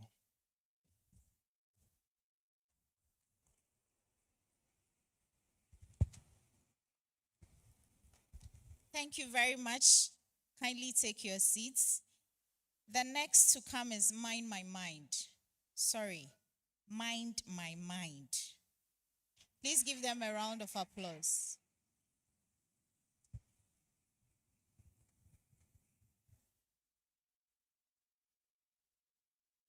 The next to get ready after he's done is Care Bites. So kindly get ready when he's done. Care Bites will also follow.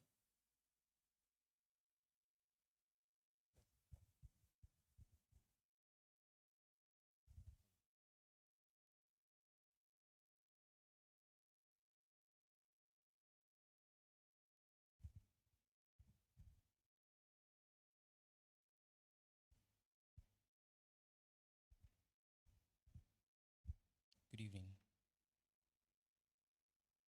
600,000 a year, 50,000 a month, 1,600 a day. Every 60 seconds, the world loses one man to suicide. For the latter part of last year and a greater part of last 2 years, I was really in the depths of despair. And every attempt to open up to someone was met with laughter, teasing, or ridicule. Fast forward, as I got back to my feet, I decided to do a little research and find out what the problem was and how I could prevent it subsequently. To my dismay, I realized that that was the same problem men were facing all around me, globally, locally. I decided to do something about it and do a little research. And I got to realize that out of all deaths by suicide each and every year, 75% of them are only men. Meaning if you take 100 people who died of suicide this year alone, 80 of them are men. These are not just numbers. They are brothers, husbands, fathers, and sons. And no one seems to be talking about them. And so I decided to do something about it. That is where Mind My Mind was born. We realized that men were facing stigma on a day-to-day basis. And because of that, it prevented them from reaching out for support when they needed. There were no safe spaces to share your problems with your own friends, even in instances or people you really consider your close friends. It is almost always difficult and impossible to open up to them. And there is very limited or little mental health services available that are curated towards the needs of men. And so we decided to go about a mission to make sure that we can create a world where men can openly seek help for their mental health without fear of judgment. A world where men are not bound by the pressure to always be stoic and unemotional, but are free to embrace their vulnerabilities and find strength and comfort in seeking support. And so M3 was created. What we did to realize the vision and the mission we had is to first create a channel where we continually remind men and women that it is okay for men to cry. It is okay for men to feel sad sometimes. And we do constant promotion of awarenesses to remind men that it is okay to open up when you have an issue. We also created a mobile app where you'd go there to find curated content to solve your mental health needs. Also on the app, you also have a community of like-minded people who are also ready to listen to your feedback. And so even if your close friends or your inner circles are not willing to listen to you and are also going to push their criticisms and teasing and laughter on you, there's this app where you can go and find men who are like-minded and ready to listen to your needs.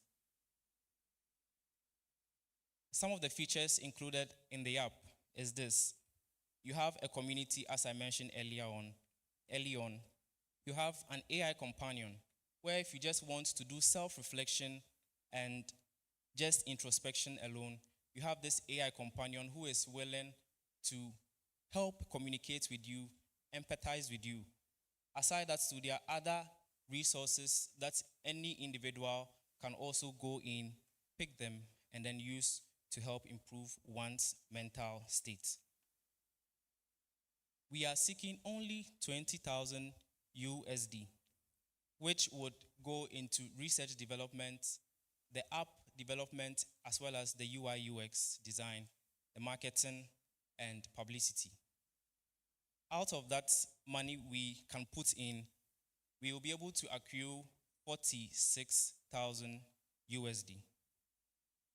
This is not just an app, it is a movement. It is a call to action. That it's high time we take closer note of the needs of our men. Let's remember, guys, if Jesus wept, brother, so can you. It's high time to start speaking freely, heal deeply, and live fully. God bless you.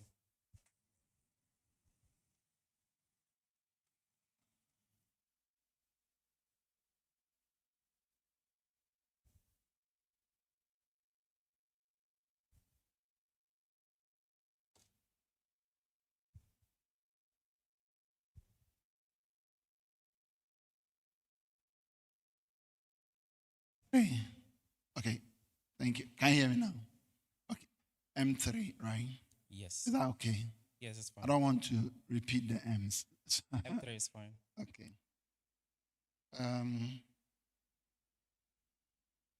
I'm more interested in the technology behind that. The idea of supporting men, I love it. Thank you. Which stage does the solution stay? Is it preventive, detective, or curative?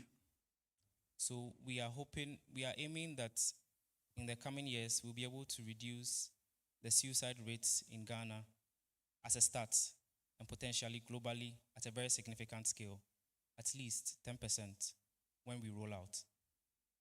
What we have done is we have solutions on the app where you would start right from depression and anxieties, and then you can move fast forward to having call buttons to suicide prevention agencies.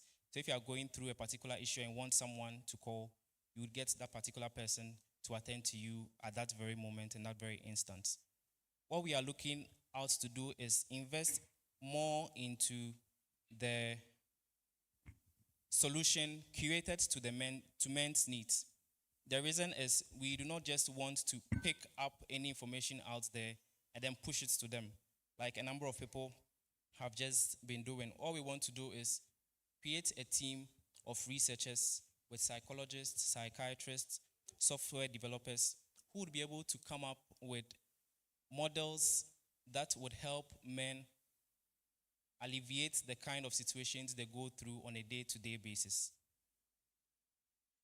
I'll still come back to the question. Okay. Now, what is the target? Is it the prevention of... Okay, let me come here. What are you interested in? Is it the suicide or what causes it? Please come again. Is it the suicide that you want to reduce, or what brings about the suicide? We want to tackle the problem from the root, and so we want to aim at the cause. Okay. Let's be interactive. Okay. So that's why I asked, where do you stay? Is it the prevention, the detection, or the cure? Currently, it is a trajectory we are trying to climb. So at the ideal stage, we want to get to the prevention So stage. tell him the stage you are Currently. currently. Or just at the surface level where we can do. No, not surface. Tell him, so he said preventive. Okay, we are starting with preventive. No, we are moving straight to curative. So let us know exactly, because it will follow. It will help us to ask the next question. Okay. So Because if you don't, you can ask a technical question, which is curative, of which you are just looking at preventive. I hope you get it. Yeah, that makes sense. We first start with detection. So there will be an AI feature that would ask you a series of questions if you want to go through a number of therapies, and then within that, it could diagnose and give you feedback as to how your mental health or mental state is at that particular instance. So detection is one of them. The other thing, including if you are also suicidal or you're likely to have suicidal thoughts, all those things are part of the detection stage. There's also the stage where... Ask this. Let me chip in, then it will help you. If I heard you clear, you told us that these depressed, anxious, suicidal, people with suicidal thoughts find it difficult approaching people for help. Yes. So tell us the difference. And now I find it difficult approaching for help. And you are telling me that I should come to your app and then speak to a psychiatrist, a psychologist. How? So in a nutshell, tell us how your solution will work. Or do you get the question now? Yes. Yeah. So now, assuming I'm your what? I'm a potential a depressed person. So tell me how it will work when I want to use your app. Tell me. Okay. When you open the app, you can just you can switch your mode to anonymity, where you can broadcast whatever you are feeling anonymously. There was a study done where they realized that... No, don't bring study. Tell us your solution. Don't bring any study. We want to understand your solution so that we can make informed decision. So don't bring any study. Tell us now. I have gone there. I've done it. And then I've clicked that. So they wouldn't know that it's Lydia. So Okay. tell us. Then the next stage. All right. Use the preventive. So now I want to prevent. Or use the curative. Use one you want so that we understand the app. Because we don't have the app here. You didn't show us the app. So find it difficult. I don't know whether you get that. I find it difficult understanding your solution. Okay. So describe it. If you show the app, beautiful. If not, just use me as your patient and describe. All right.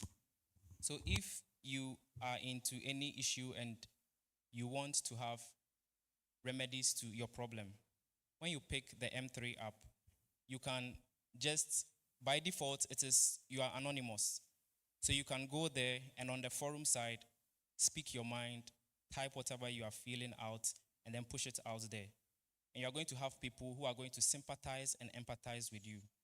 Research shows that if you just do that even for 8 minutes, or you voice out your problem just for 8 minutes, you feel okay and calmed and relaxed. So that alone is able to solve your problem. Okay. Your AI companion Yes. is the LLM a customized one, or is an open LLM? So we pick open source LLMs, and then that is what we use. We customize them to suit our needs. I'm still coming back because, for instance, I get a news or I hear something. You've been there. You said you've been there. I've been there, even yesterday night, where I never wanted to touch my phone. So I'm beginning to feel that if I am in that condition, by that time, my phone may not be something I love to visit. So my first question was, how do you get people to love, know, so that if it's not so much known, when the condition happens, you wouldn't even remember. Even when somebody's reminding you, you have such an app. And if you know apps, let me also quote a study. Everybody who has a phone, maximum, and you know, I TikTok by here, the maximum usage of phones is 30%. Are you aware of that? Yes.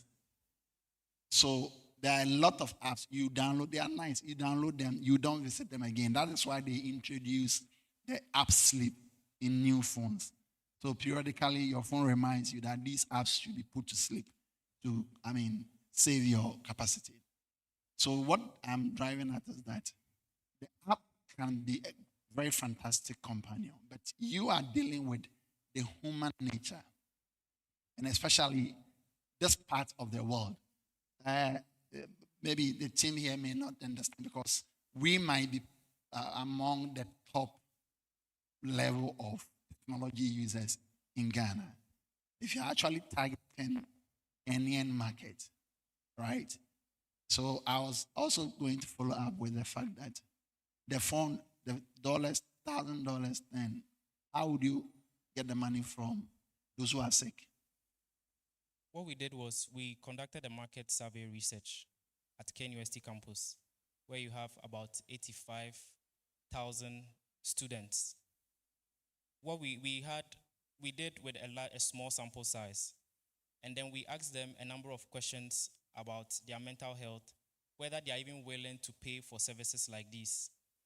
And we capped the figure around just 20 cedis per month. And based on that, 60% said they were willing to subscribe to that idea. A very few percent were saying no, not at all. Hold on. How many forgive me. What percentage of those people were already suffering broken heart? We didn't ask them broken heart specifically. What we did was we asked them if they've been going through mental health issues within a certain stipulated period of time. And almost everyone was, more than 90% of them said yes, that within the past days, weeks, and months, they had struggled or suffered with their mental health issues. Yeah, so I asked because I wanted somebody who was suffering, weeping, and at the same time was ready to pick his phone and pay for an app for a solution. Mm-hmm. So the income stream, the revenue stream, we are very much interested in that. Okay. You can have a very fantastic idea, but if there's something we need to sponsor for free, we need to understand. There's something that is going to generate money, we need to understand. Okay. So I'm asking again, would what percentage do you think will be in the condition and at the same time be ready to pay for that? That's not like malaria where because it's about the brain. Okay. I made mention that M3 goes beyond just developing a mental health app. For mobile apps, there are a number of them there. What we want to do is create a campaign, create awarenesses. So we have a WhatsApp channel of about 300 plus people where we constantly remind them of mental health awareness. We try to break the stigma, letting them know that it is okay for people who are going through issues like this to open up. And then basically you want to do preventive. That's what you want to do. That is what we aim to get to, preventive. Okay. But there are little. Can you tell us your background? I'm an engineer. You're engineer. Yes. Oh, okay. Thank you. And your team? Yeah, we have a team of doctors, medical doctors. We have lawyers for legal. We have 5. 5. Yes. Okay. You are engineer. You have 1 medical doctor. Doctor. You have 1. We have 1 lawyer, and then we have 1 advocate, a female. And then the lawyer is also a female. And then Who is the active partner? Active partner. Who is running the business? I am. You are running it. Yes. What about the medical doctor? We have a medical doctor. Yeah, what role? Is he a recessive? He at the start, he is evaluating the content we put out there. The content you put out there. Yes, to make sure we don't just push anything out there we pick from the internet. So he's going to help guide the solutions we create and give to people. So my little I'm not an health but the little knowledge I have, please let us know your solution. Whether you are looking at preventive, then you'll be able to roll it. Or you are looking at the curative, you'll be able to because preventive is where you are talking about the awareness and everything. Then the curative. So this one has a different model. Or you could even bring the same business model. Let us have a clearer picture on exactly the solution you want so that you can develop your business model. That's the letter. So work with the team so that you'll be able to have that good model for that. Thank you. Okay. Okay, so I also want to offer this. In your app, whoever develops it, just a simple app notification activated and give you a very nice feature where you promote the app among, especially the youth, secondary schools. You have series of interactions with them. Let the app become very popular where every morning there can be a pop-up and you can even run some series of lessons, say maybe a 1-page or a quarter-page lesson followed by a one question quiz. And you can even add some promotional thing to make the app become very familiar with, people become very familiar with the app because people love to use apps for businesses or in Ghana mostly for fun. You all stay in a very, obscure, if I should call it. There's this thing we are going to include, that is gamification. Gamification. Okay. Where we gamify the experiences, all just right. as you were suggesting. Exactly what I'm talking about. So I just want to top up to Auntie that let the app become very lively first. That is the prevention. So people who are not yet suffering will love to be going there. 1, to reduce how many people jump there. 2, when they jump there, they already know it's so the intensity of using it wouldn't be too high. Okay. Thank you. All right, thank you. Okay. My question is around your revenue model. So you said you were seeking $20,000. Yes. The price money for this pitch is in cedis. If I look at the numbers that you are churning out, which are all dollar denominated, are you going to be pricing in dollars? No, we're going to price it in cedis. I did that because of how the numbers were going to be lengthy. That is why I converted everything to USD and they are rounded figures as well. So, are you saying that in total you need about $46,000 to start? No, we need 20,000 USD. 20,000 USD to start. To start, we can just get the middle part where we have just 2,000 USD to 2,300 USD. That alone could give us the mobile app with the UI design and all the basic thing, an MVP that we can push out. So that alone matches with the purchase idea. So that's 20,000 alone can get that. Then there are other parts where we could be doing until we're able to recoup enough money and then push in, especially with marketing and publicity. But currently, what we are also doing in addition is to utilize social media platforms to be creating awarenesses on TikTok, Facebook, future YouTube, and then also WhatsApp channels. Okay, so do you have a prototype ready? We have a prototype that we can display as a demo, but there are other features which are not included in this demo. Okay.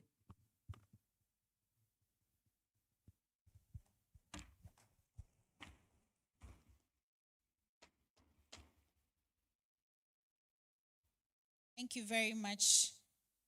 Whilst we have the fourth coming up here, let's remind ourselves of our sponsors. We have Iraba Natural Ventures, Lubica, Brain Multimedia, Falcons Perch, Orion Healthcare, Shirts and Knots, Kumasi City Incubation Hub, Ebet, eJuice, and Kweku Outlook. Ladies and gentlemen, the fourth person for us to hear from is Care Bites. A round of applause, please.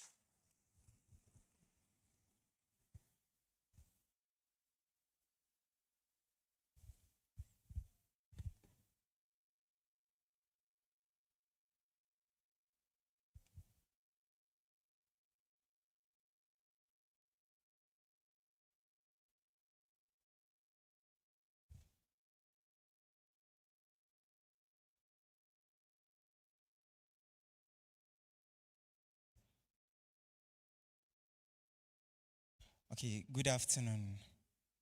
We are Care Bites Ghana, and we are here to pitch on our innovative ideas. So when we talk of Care Bites Ghana, Care Bites is an online digital platform which is going to focus on both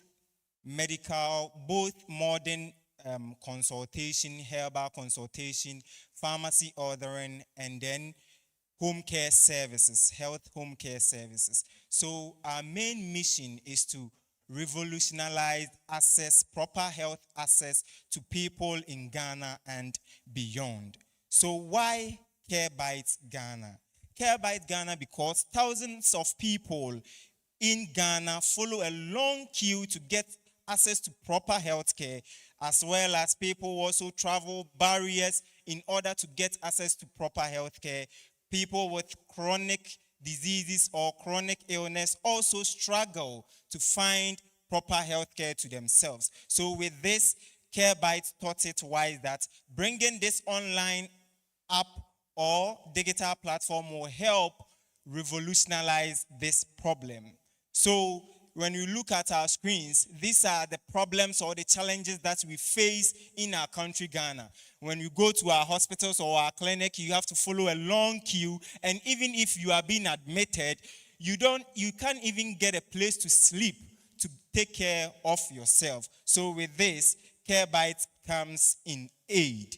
So solutions from Care Bites. Care Bites is going to provide a 24/7 online consultation, both medical and then herbal, as well as digital prescription and health records keeping. Also door-to-door, doorstep medicine delivery, as well as health education, plus reminders for chronic patients, as well as home care service to aged people with disability and people who are in need of such.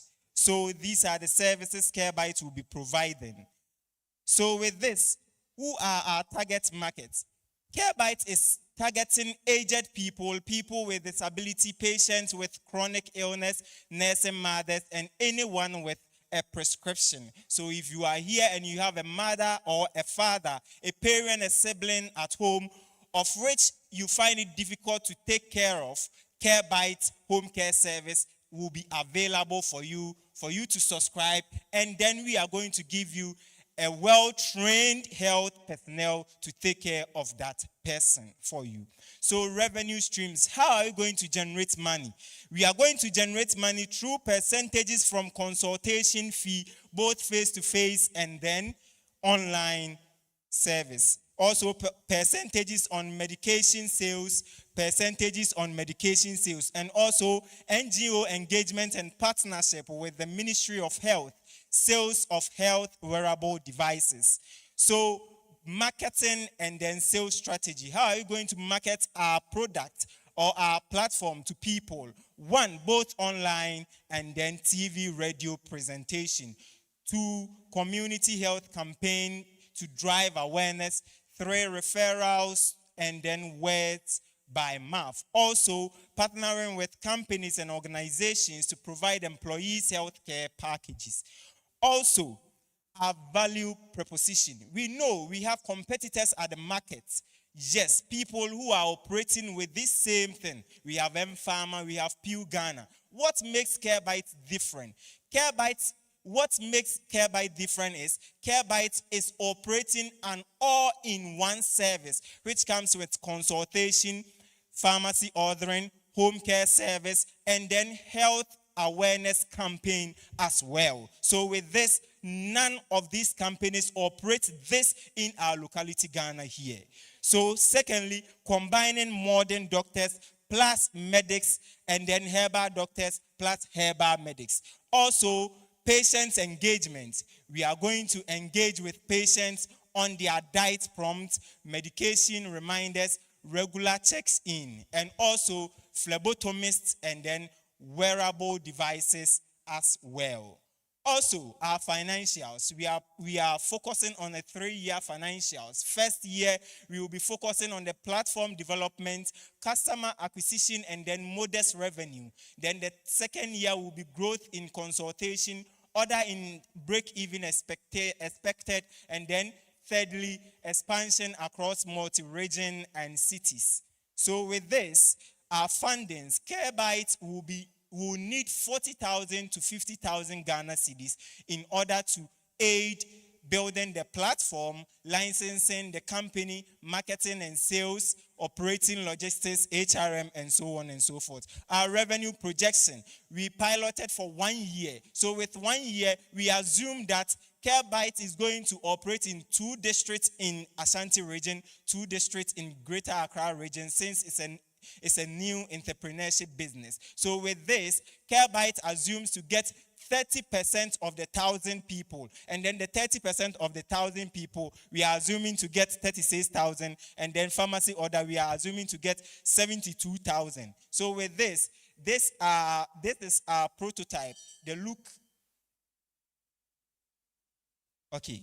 So the residual message for you today is that with CareBite, healthcare is available anywhere at any time. Thank you. Okay. CareBite. Yes. Well done. Thank you. Thank you. That's nice. Are you an evangelist? No, You please. preach so well. Okay. What's your background? What's your background? My background. Yes. I have management background. Who is the medical person in your team? We don't have a medical person in the team. And you are still offering? Yes. That's a great idea. Yes. I've been in the pharmaceutical industry for 2 years. It is an informal thing. So that boosted my my confidence to venture into this. But before have you spoken to the health practitioners as Yes. to what goes into Yes. this? Yes. All right. So it means that whatever question I ask you, you should be able to tell me. Oh, yeah. Or are you afraid? No. Okay. I am interested in the wearables. What did you mean by the wearables?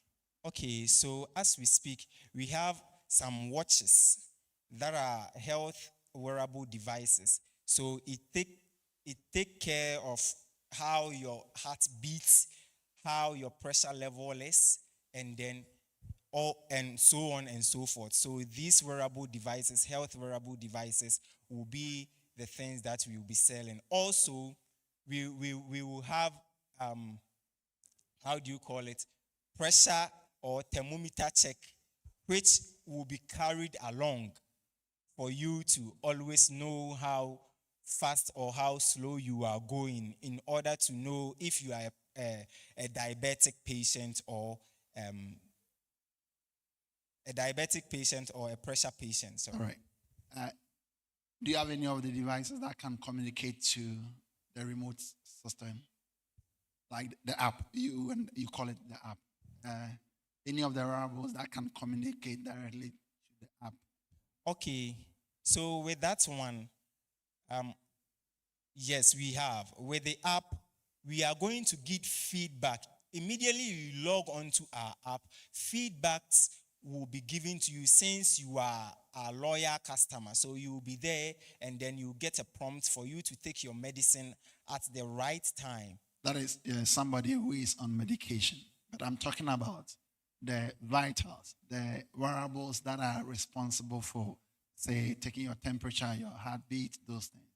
I'm asking whether there is a direct communication between that and the mobile app. I think your girl wants to speak more. She's more technological. There are some of the watches, most of the wearable devices that are watches. When you put them on, it has this Bluetooth connection something. So it connects with your phone. So immediately you ask to check maybe any vital sign or something, it connects. So we will make it to connect with the app. So in a case whereby the doctor or a physician asks you to help check for your vital signs, you can just connect it to the wearable devices and automatically it will be checked. All right. You've spoken like a Gen Z. iPhone watch connects to the iPhone and the app that came with it, right?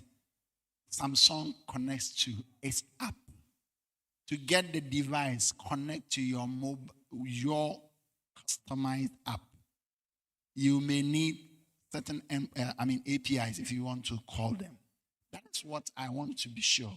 That do you have any idea how to make Samsung wearable pick to your localized app?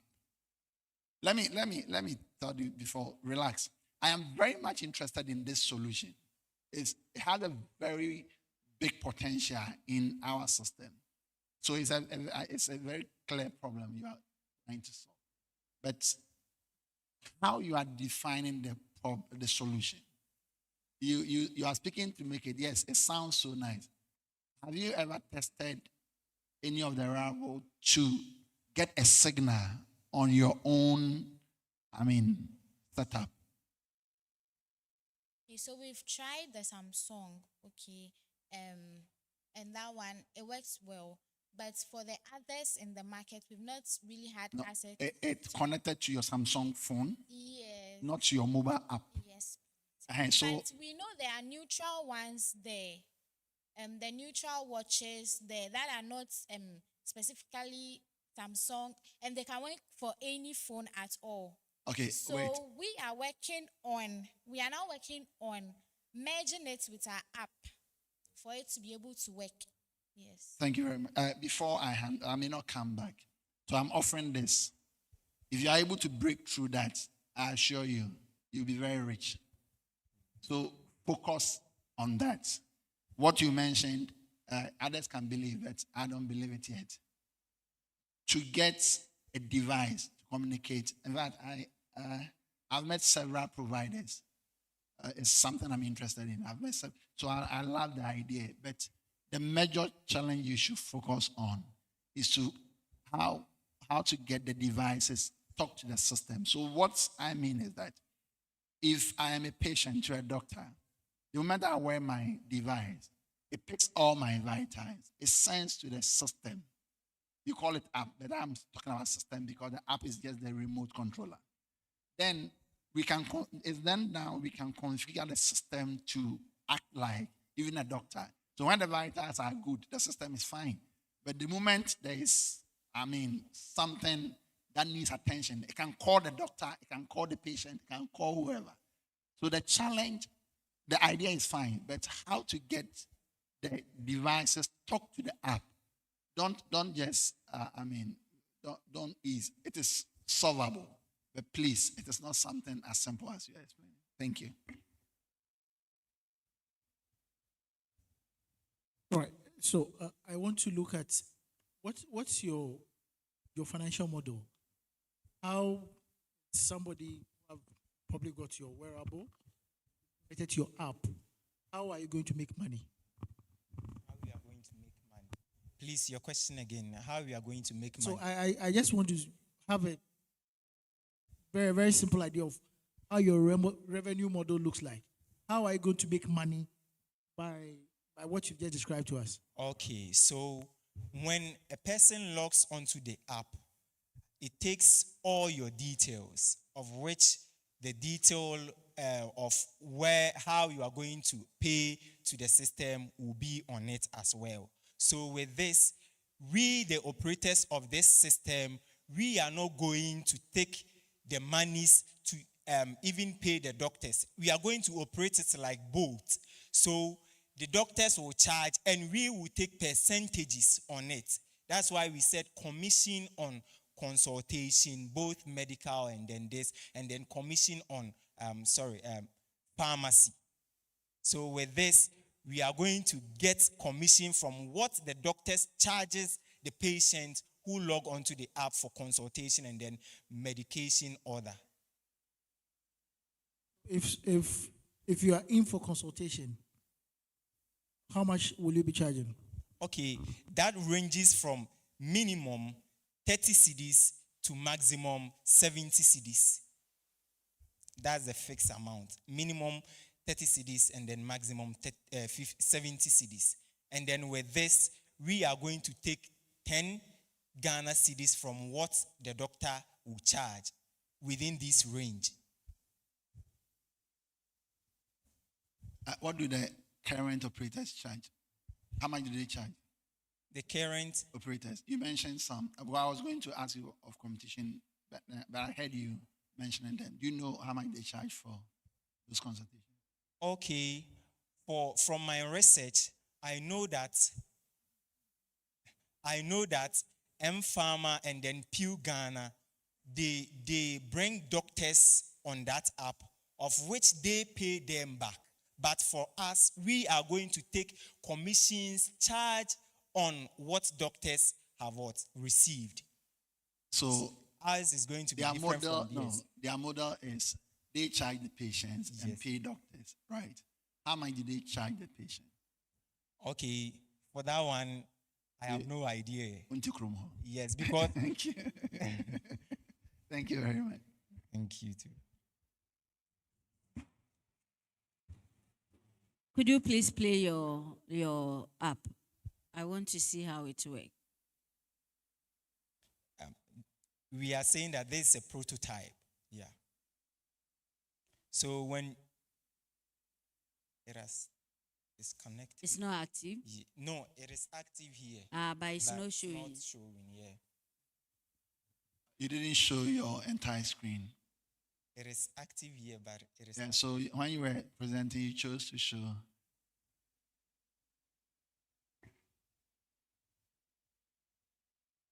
Okay, so this is how it is going to look like. Just a prototype, not detailed one. So this is the home app. When you log onto this app, this is what you are going to see. So we go to health consulting. So when we come to health consulting, it gives you access to medical and then herbal consultation. So when you want medical consultation, you just click on it, it will lead you there. When you want herbal consultation, you just click on it, it will lead you there. Then we move on to our home care service. So for the home care service, you are going to book the patients. So in this case, we are going to hire nurses and then retired nurses who are active. to help us. So they are going to aid in the home care service. So you book the home care service personnel. They will come to your homes maybe 3 times in a week or 4 times in a week. You book them. Then when we go to the pharmacy too, this is the pharmacy, online pharmacy. You scroll it, you get access to the medications on it. So these are the medications. If you want to search for the medication that you want to buy, then you click on the search button. It will retrieve the medication that you want to buy for you, as well as our contact. So if you face any challenge, we have a contact detail there of which you can get access to us, or you can post everything you want to tell us there so that we can address every problem that you encounter. So this is what our prototype look like. Thank you very much. Okay.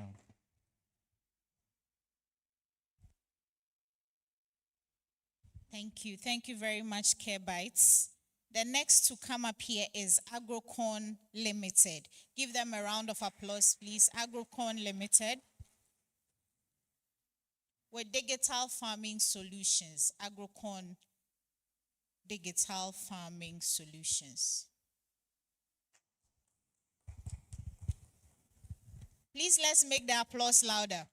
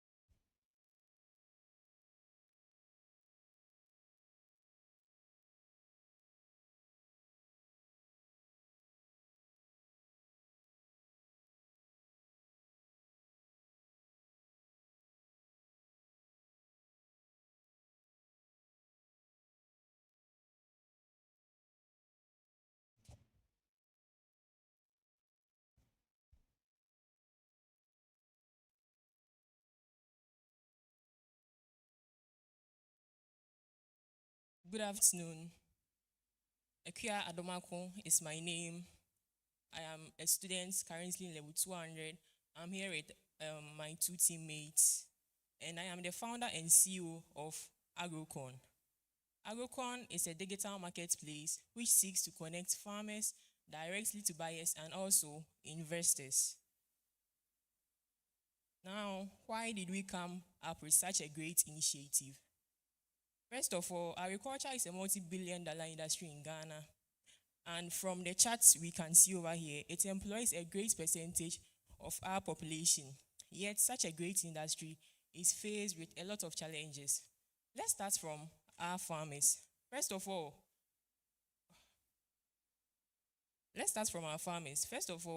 our farmers are faced with exploitation from middlemen. Not only that, sometimes unfair pricing, logistic service problems, and also they sometimes lack the necessary funding. To our buyers, they are faced with unreliable supply and sometimes too unfair prices. To investors, sometimes they lack a very secure and profitable way to invest with real-time tracking. And we believe that Agricorn is the solution to all these problems and that it should be able to bridge these gaps. How are we doing this? First of all, we are providing a digital marketplace where our farmers will go there, they will list their produce, and after listing, we connect them directly to our buyers who get these produce at very fair prices. After that, we also provide logistics service where these goods are being transported from one place to the other. Also, for our investors too, we provide them with farmers who need necessary funding for their farms, and then they are able to invest in these farms with a return on investment on it.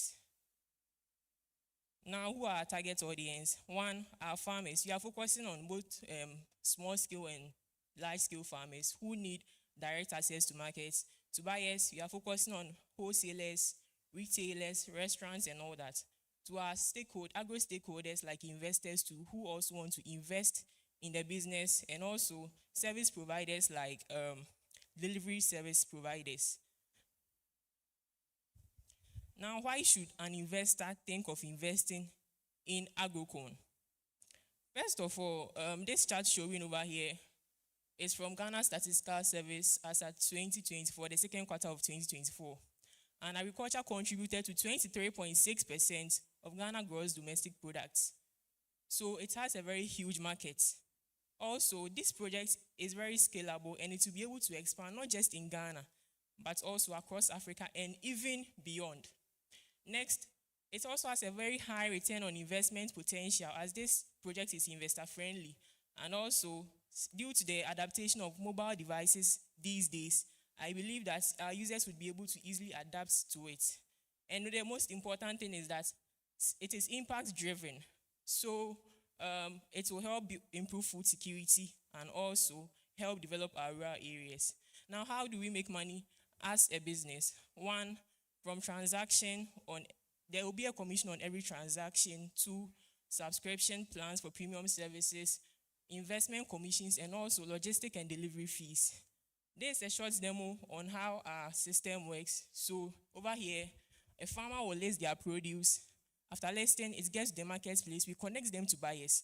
Buyers get these produce. They shop. There's their carts, which shows for them.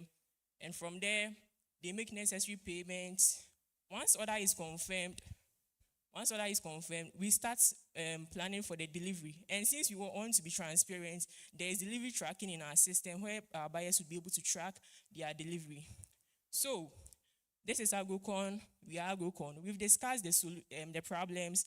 We've discussed the solutions to bridge these gaps. So today we are here calling on all investors, calling on all agro stakeholders, calling on all of us to come together to support Agricorn, to invest in Agricorn, and together we believe that we can help revolutionize agricultural trade, not just in Ghana, but Africa and beyond. Thank you.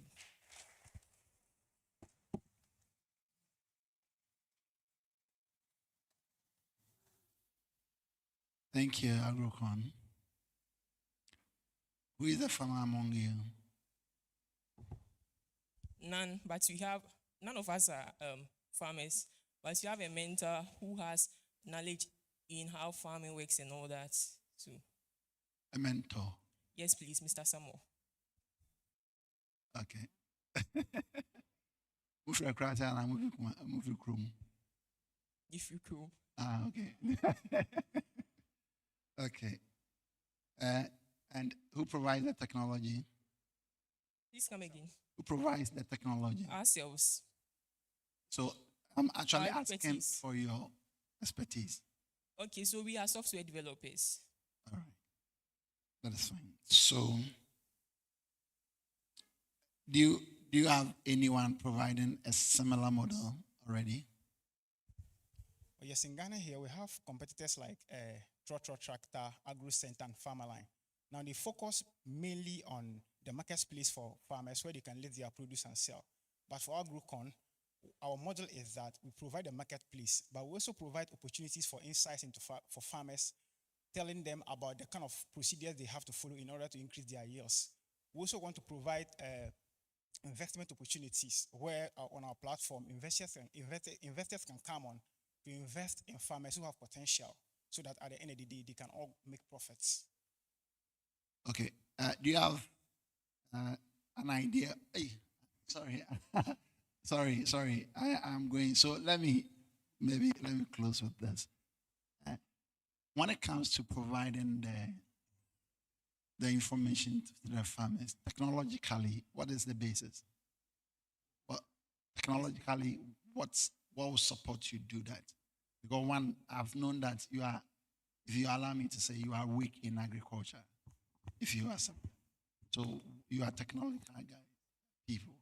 So what technology would support you so you don't depend too much on the human?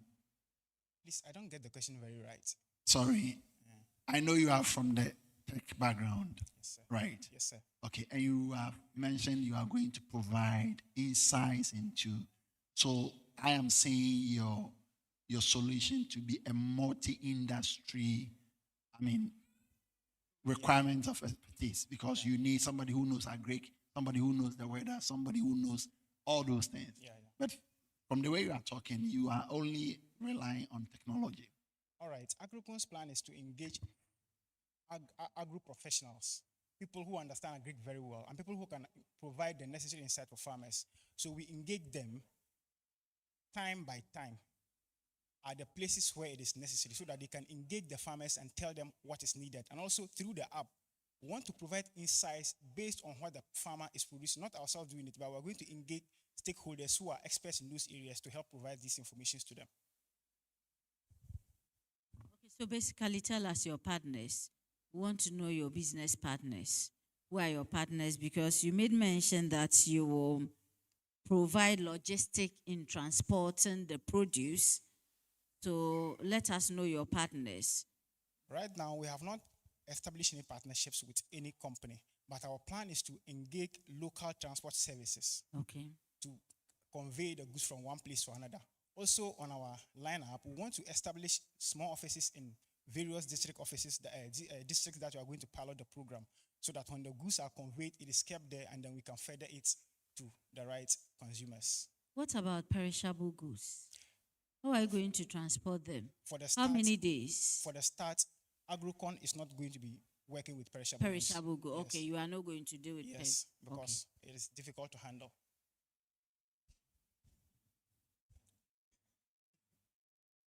All right. Thank you for the presentation. So if I understand, you are yet to actually start. Yes. Now, you are targeting farmers, and you talk about your app, but we know that most of our farmers currently in Ghana, my question is twofold. Which are you looking at, the entire country, or there's a target section of farmers that you are looking at? And then also, you are talking about apps. Our local people might not be having smartphones and other things. So how do your technologies that you have go down to them to serve them?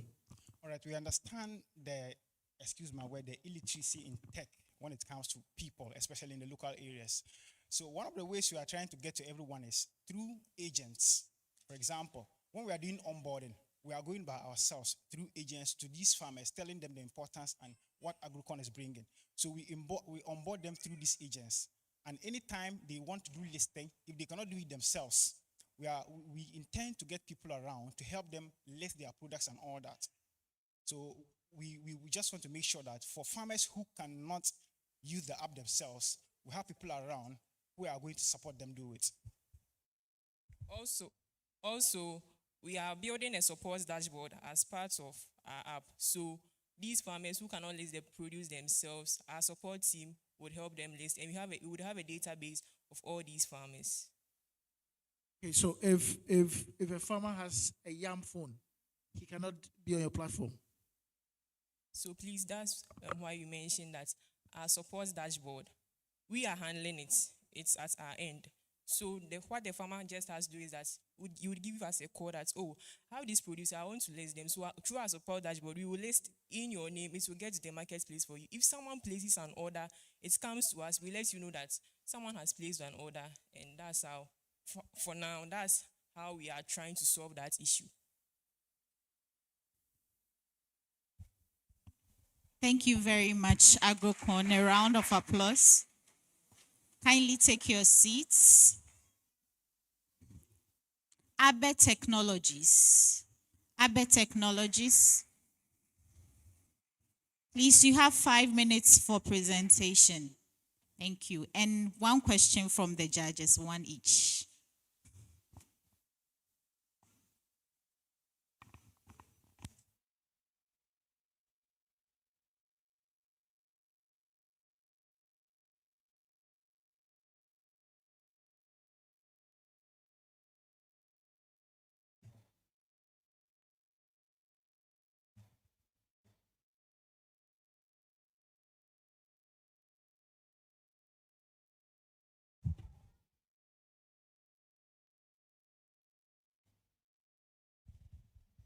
afternoon. Yes. Imagine a day in your life without electricity. Let me help you with that imagination.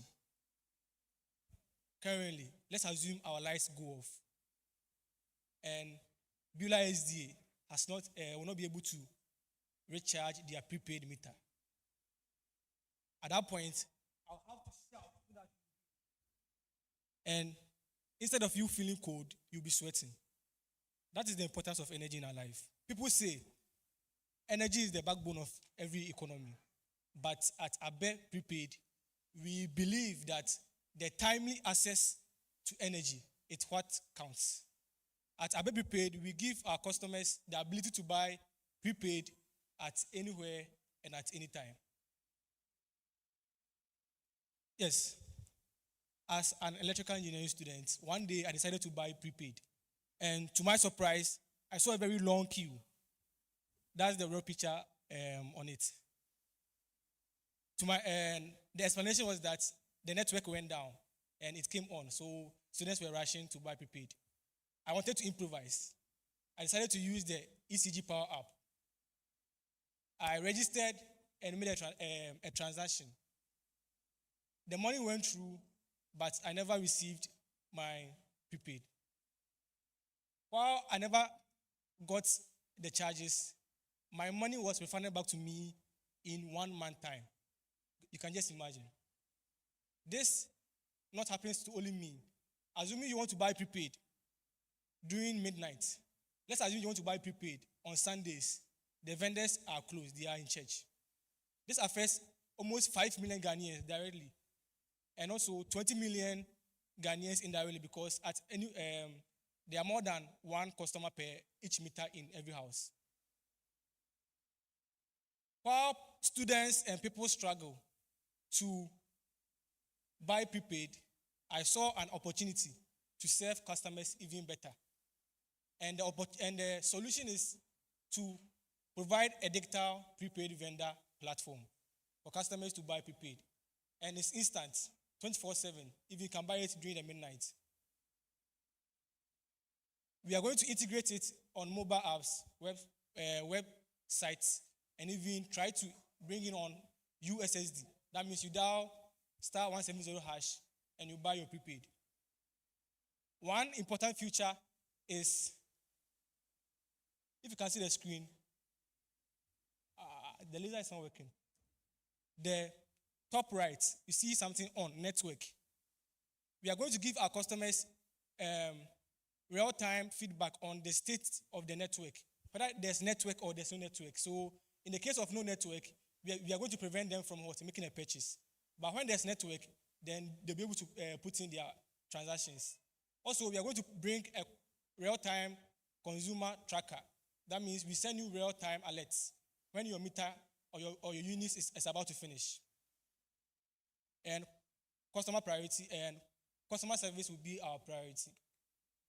So this chart is very important. It's from the Energy Commission of Ghana. Annually, the energy consumption market contributes about 2.05 billion Ghana cedis to our GDP. And when you see the chart, the red line means the total number of meters in Ghana right now. And the blue line is for the residential customers. That's our target market. People who stay at homes and students who use electricity. They count about 86% of the market. And the market, as you can see, is moving up. It means good sign. The market is growing. So our business will be scalable. Yes, for our revenue generation, is a commission base. As a prepaid vendor, you get 1.9% of the commission you make on every service you give to a customer. And we are going to charge 2% transaction fees. Just like you send someone Momo 100 cedis, and MTN charges you 1 cedi. That's how we are going to generate our revenue. Our go-to-market strategy is that we are going to start with university students, then later we move to homeowners. For our app, we are available 24/7. A physical prepaid vendor is not. Our app is reliable. ECG Power app is not. We have a consumption tracker, which makes us different from all our competitors.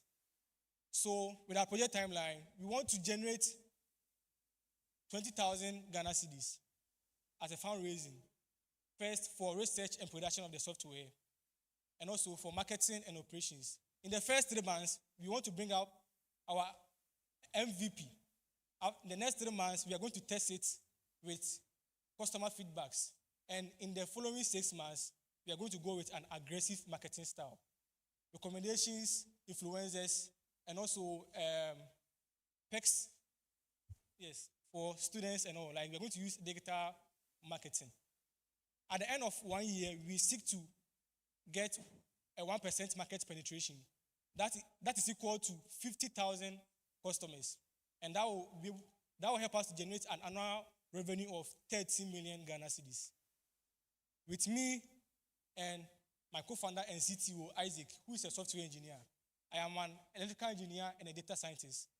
We are committed to making the accessible to energy faster and better in Ghana. Thank you.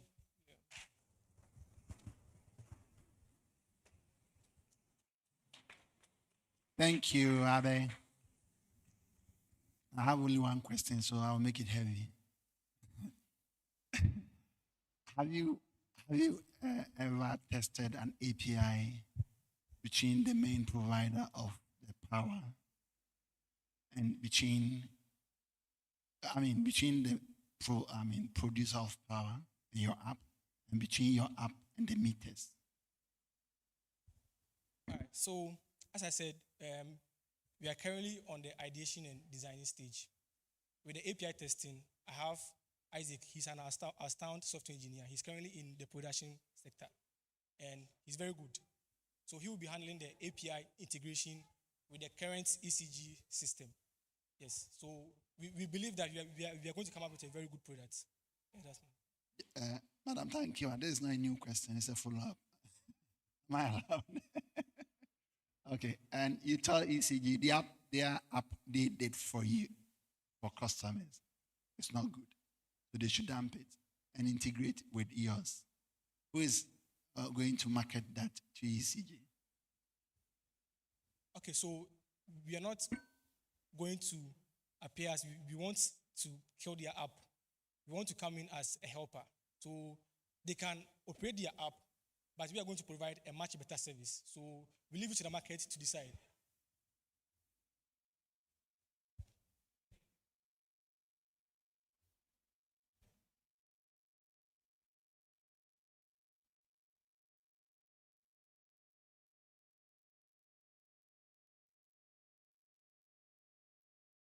We are discussing. We want to know, do you have any standing MOU with ECG? Because you can't do it without ECG's approval. And then after that, you tell us your business sustainability. Since you are dependent, your existence depends on what? ECG. So please let us understand the model.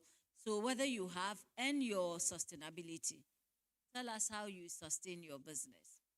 Then you could also let us know why you said you start with students. Because students, they have hall of residence.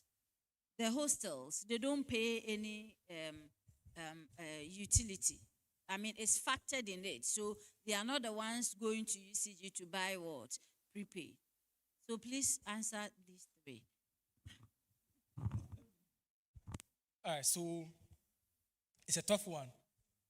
We have not reached out to ECG yet.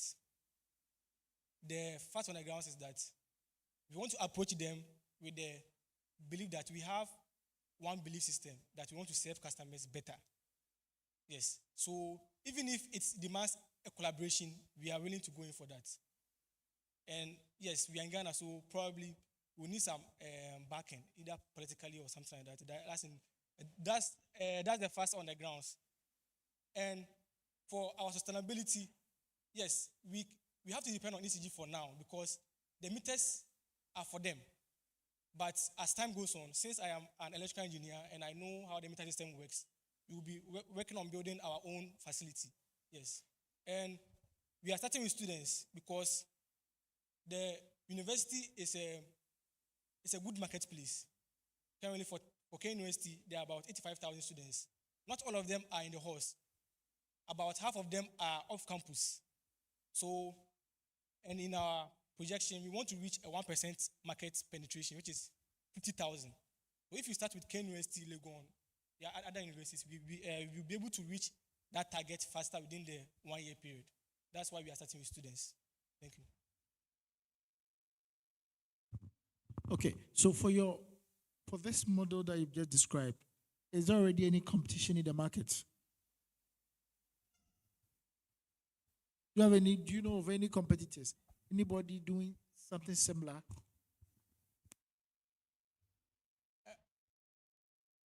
So currently, with our model, we don't have anyone. It's just, we know that our energy sector is monopolized. It's being controlled by ECG. So we are trying to break that cycle. But yes, it's going to be hard down there, I know. Thank you. Thank you very much. Kudo Link. A round of applause for Kudo Link for startup e-commerce.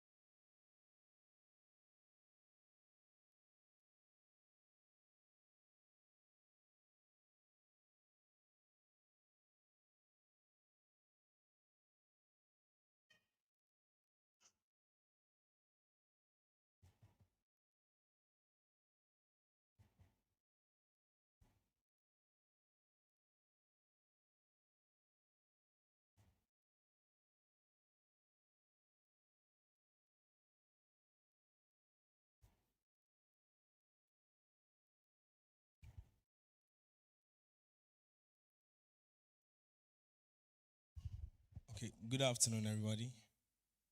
Apologies for the delay. My name is Kokue Champon Menin Kwatin, and I'm here with my colleague Akwesinya Mieje. Together, we are the emissaries or ambassadors of Kudo Link Limited.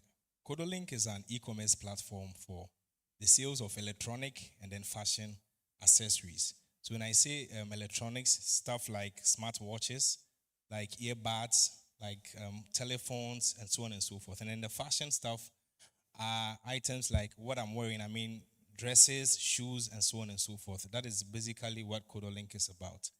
And we aim to solve two major challenges. The first one is the customer distrust. You know, there's this popular saying of what I ordered versus what I got.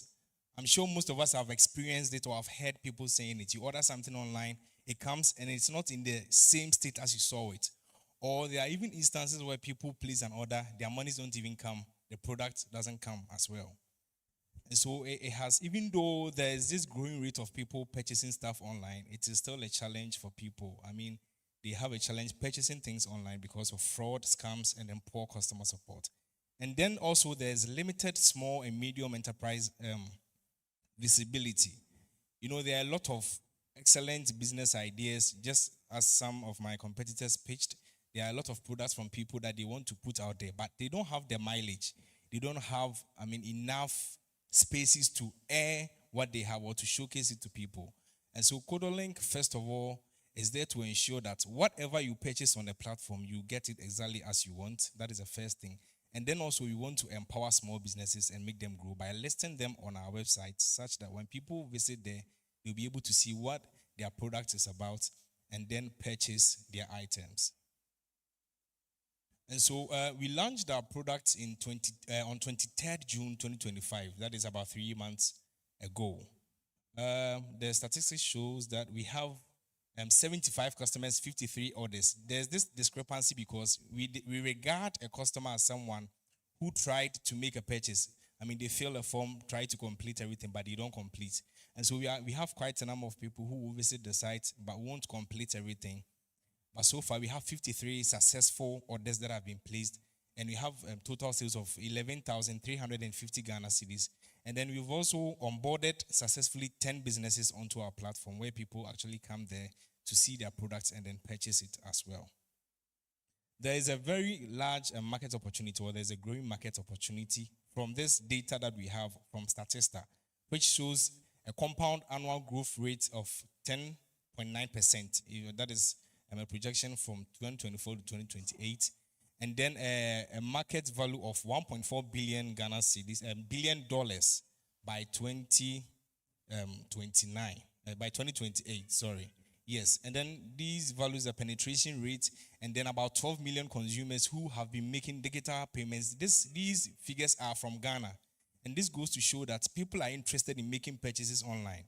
The only challenge has got to do with trusting the platform to know that, okay, when I purchase this, I will get what I want. And so there's an opportunity for us to work on. These are revenue generation models. We source or we get our funding from buyers and then vendors. So buyers in the sense that for the products that are listed on our site, if any person purchases one, there's a commission that comes to us. And then for the vendors, onboarding a vendor on the site is actually free. But then if you want to be listed, I'll show you how the interface looks like. If you want to be listed as like in a banner form where you have your logo being showcased so that on the landing page, your logo is shown, there's a commission that is paid. And then for every transaction that is conducted, if your item is purchased, is posted there, and then someone purchases it, there's a commission that is taken by us. So this is a revenue generation model that we have.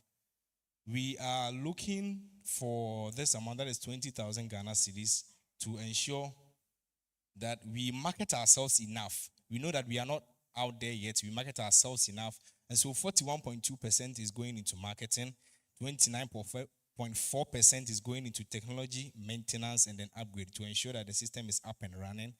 And then 17.6% to go into product sourcing and inventory, and then 11.8% for operations.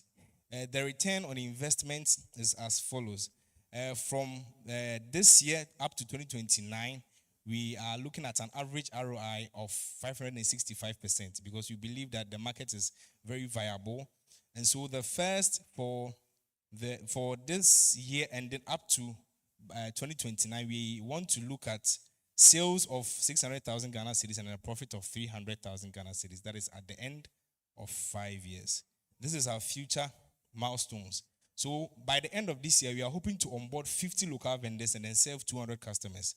By the end of next year, we want to source directly from foreign vendors from all over the world.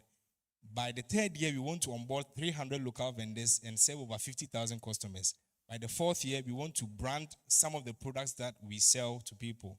So some of the electronics and then the fashion stuff, we want them branded in our names. And then in the fifth year, we want to realize 1,000 vendors on our platform and then 1 million customers as well.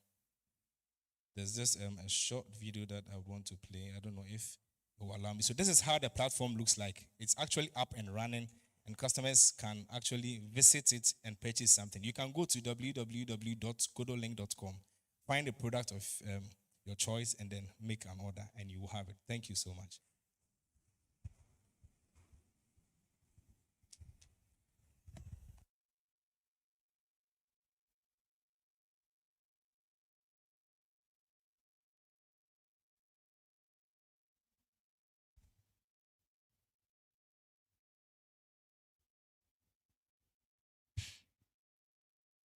Kudo link.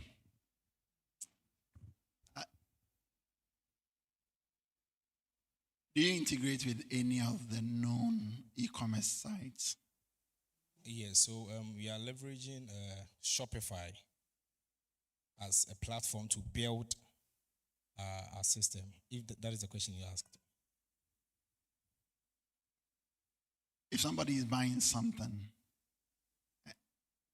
where do you get it? And do you do it digitally or there's a manual When someone places an order, with you?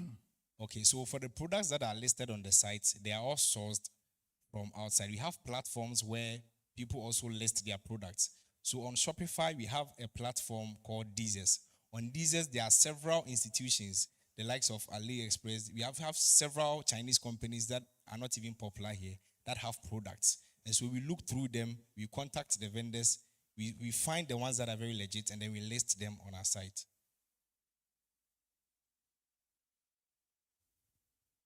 So people order from other sites through your site. Is that what Yes. I should understand it? Yes, other platforms through our site.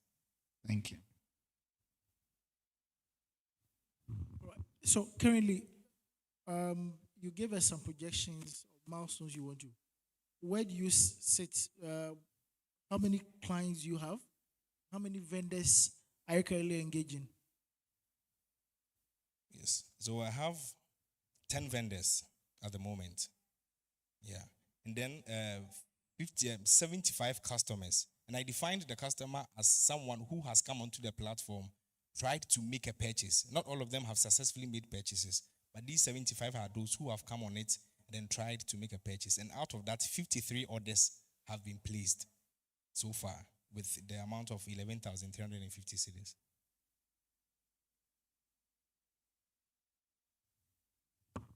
That's sales. The 11,350 is sales. Yes. That's your total sales. That's the sales. Could you please tell us your total profit? Okay. Right. Out so of the 53 orders. Yes. So out of the 53 orders, we have total sales of total profit of about 5,000 Ghana cedis. 5,000 Yes. Ghana cedis. Yes.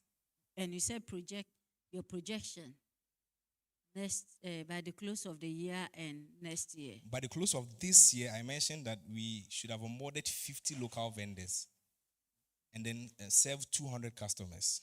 Yeah, that is what I said. In a profit of? Okay, so I was trying to use a different one to present, but the figures there are actually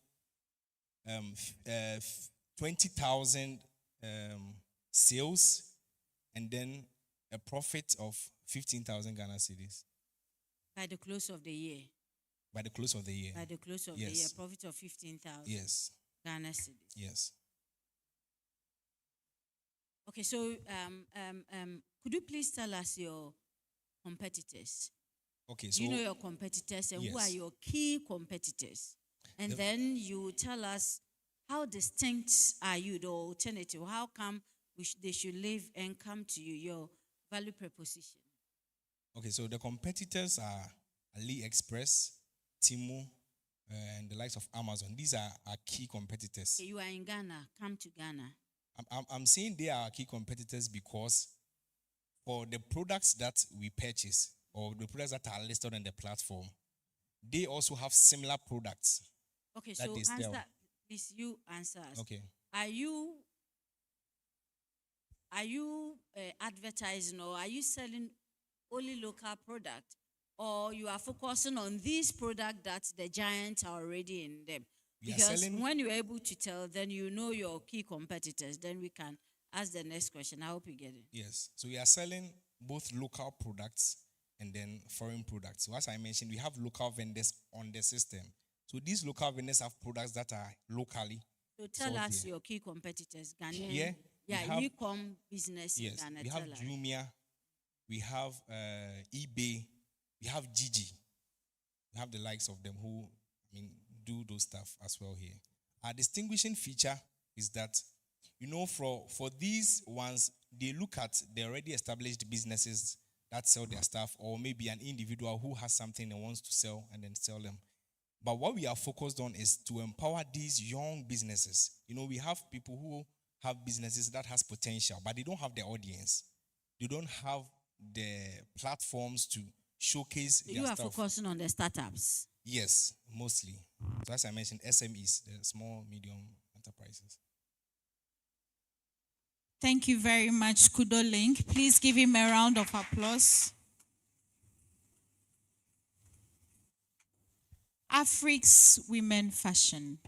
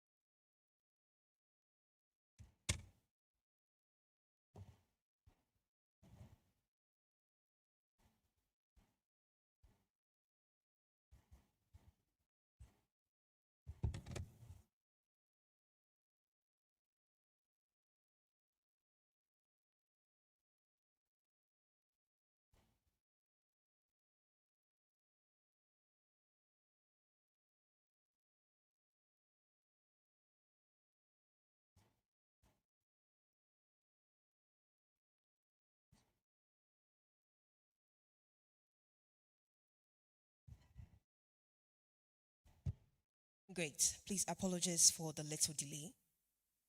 Good afternoon, everybody. Yes, so I believe that clothes is one thing that is very essential to a lot of people. Like, let's be honest. If you weren't having a dress on, you wouldn't be sitting here, right? Great. My name is Esther Nyakon, and I'm a lady who owns Afric. Afric is a woman bespoke fashion brand that we sell modernized dresses inculcated with culture clothing.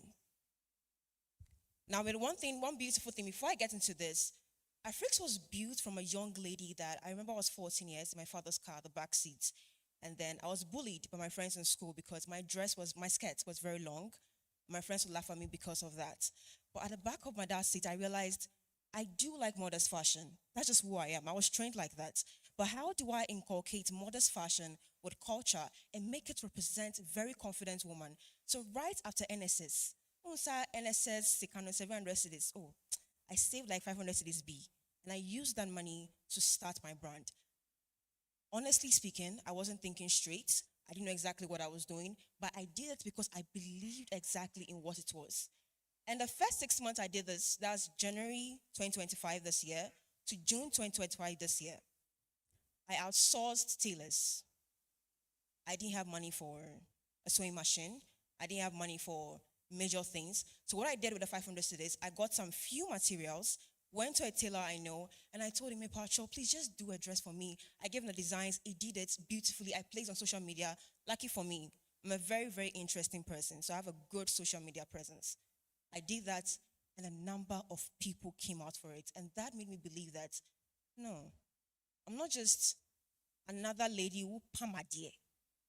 I'm actually a lady starting something that's representing something. So yes, I started, and I was able to make 32 pieces within the 6 months.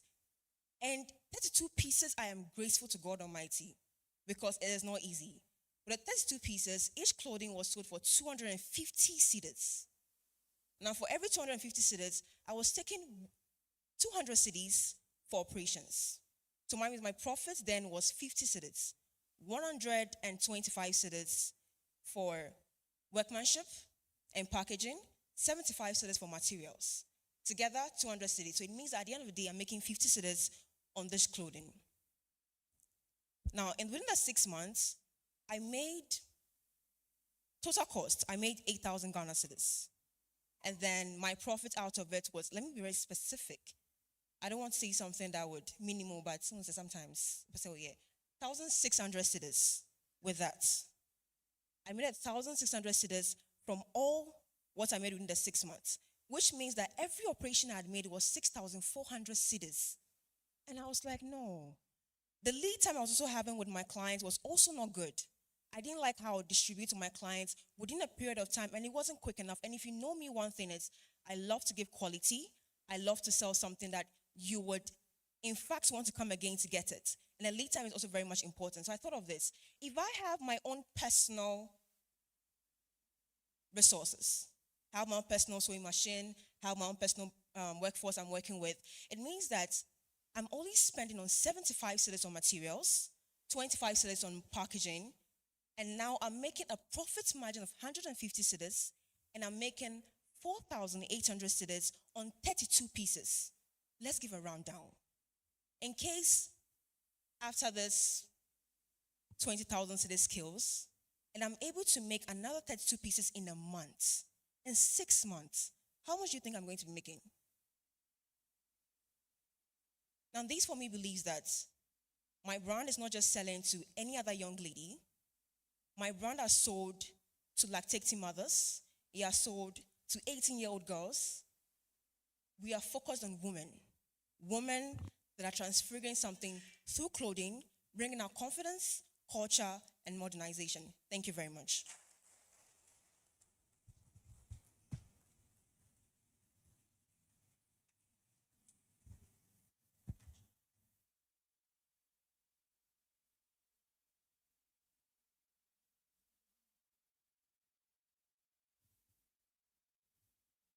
Thank you, Afric. Nice presentation. Quick one. Could you please tell us your revenue streams. I don't know whether I heard something. You told us the profit, the sales you've made, the profit. We are talking about revenue streams. I hope you get it. Honestly, Yes. I would love if you expatiate on what a revenue streams is for me. That's revenue streams where you are going to make your revenue. Okay. Because if an investor wants to invest, the investor wants to see that. Do you get it? Yes, You please. said you talked about sales and the profit. Okay. So tell us where and where this and this we are going to make. That is one. Then let us know whether you know the existing market. Who are your key competitors? Tell us uniqueness about you. And we want to also understand exactly what you produce. If you could show us a picture of that, we want to see what you do. Okay, so tell us your competitors, then uniqueness about yours. Let us know your revenue stream, because that is the presentation. You should have gone directly to our scoring sheet, but you were saying so many things.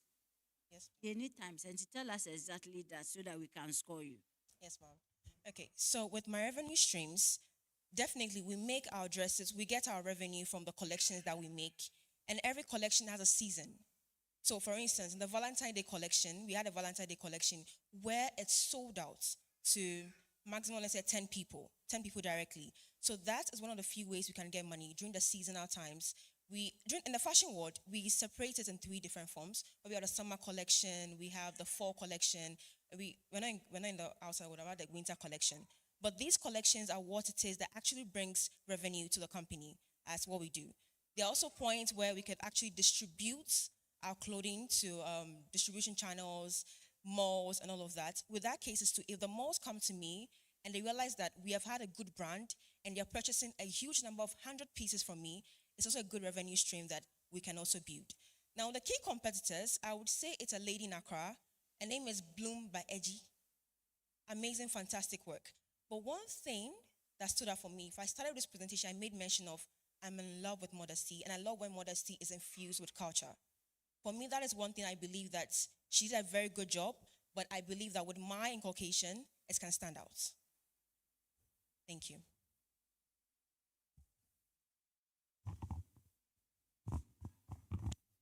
Okay, so I just want to, again, around your model. Do you have to place an order, fully pay for it? And what are the timelines around your delivery? Because you said when you started, you didn't like the lead time in you delivering. What is it? How has it improved over the time? And where are you aiming at? And is it the case that you deliver and then the clients pay, or they place orders by paying before you even initiate any transactions? Great enough, we're in Ghana. If you tell somebody that there'll be a problem. But good thing was that that's how it was. When I started, it was based on pre-order. You pay for the dress, and I make it to you. But the sad part was how fast I was giving it to them, and that's because I was outsourcing tailors. So the speed was so getting them and then getting the clothing was a bit too low and too slow for me. So what I'm aiming at is, if I'm able to have my own space, my own operations, and my operation system and everything, it means that I've already made the dresses. They're already there. So when you order the dress, you can get it the next day, the next 2 days. In the fashion world, we have a way of calculating from your sizes, pattern making. So having to make for different range of sizes will not be a problem, because good enough, I have a knowledge in fashion. So that way, I could make a good collection sitting down there with good marketing system. So when people come into my space to actually purchase the dress, you can have it delivered, even if you want it that day. If my delivery system is good, I'm very certain that the next day, I should be able to deliver on time.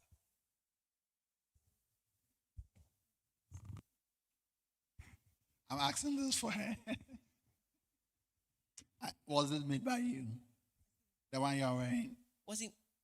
It would have been nice, right? But apparently, no. The thing was, I would have loved to wear my own costume. Absolutely. I would have loved to. But for me, and the way I delivered to my customers, I sold out every single piece, so I didn't have any prototype to wear. I'll pay for the one you wear. Please do. I'll pay and buy one for you. Because we liked, we would have loved to see you. Thank you. But you look nice in this Thank too. you very much, sir. Anyway, Just a small follow up. So, I'm sure maybe you have a website or something that people go in to place these orders.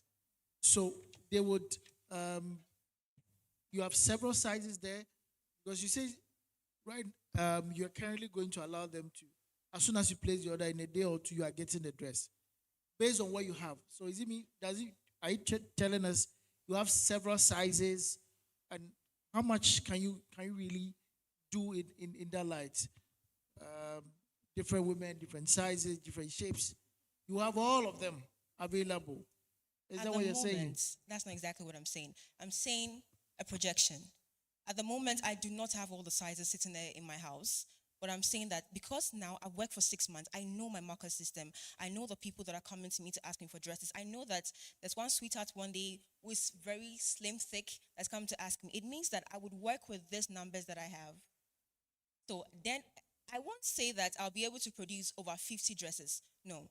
But I can start with 20. I could start with 10. And then when I realize that, and this is where in the market, in the fashion world, we have a space where we put out there, stock is in order. Please, if you want to come and place the order so you get that system. Afric, let me ask. You said if I bring my order, you can produce it in a day. Okay, so how come we communicated that you will pitch today? You couldn't produce one for yourself to be in it because you communicated that was Friday, or let's say even yesterday, you could have produced one for yourself to tell us that you produced it within 2 hours. Then we will believe it. I don't know whether you understand me. I understand. Yes. But also, I also spoke about the fact that I do not have the resources to go about this. If I had the resources, definitely. how much is one? Is what you say? How much is one? 250 cedis for the lowest dress that Okay, so somebody is paying for that. And we want to see you tomorrow in one. Are you okay with the deal? It can happen if I do have the resources, if I do have the No, solution. if you like, come and take the money. And we want to see you It tomorrow. would be interesting, but like I said, if I have the sewing machine way back in the house, I would come back with it. But yes, the case is I have to go and outsource a tailor. Okay. And it takes some time. Let me ask my own question. Yes, please. Let me ask my own question. So, how many dressmakers now do you deal with, and how do you intend to increase them? At the moment, I said I outsource tailors. At the moment, I outsource tailors. Yeah. So, how many of them do you have on your list? Reliable? Three. Three of them. And how do you intend to, if the market grows, how do you intend to get? If the market grows, let me make you understand this for me. My dealers, I want to have my own space where I don't have to outsource dealers at all, where I have to employ people to work with me to be able to scale up productions.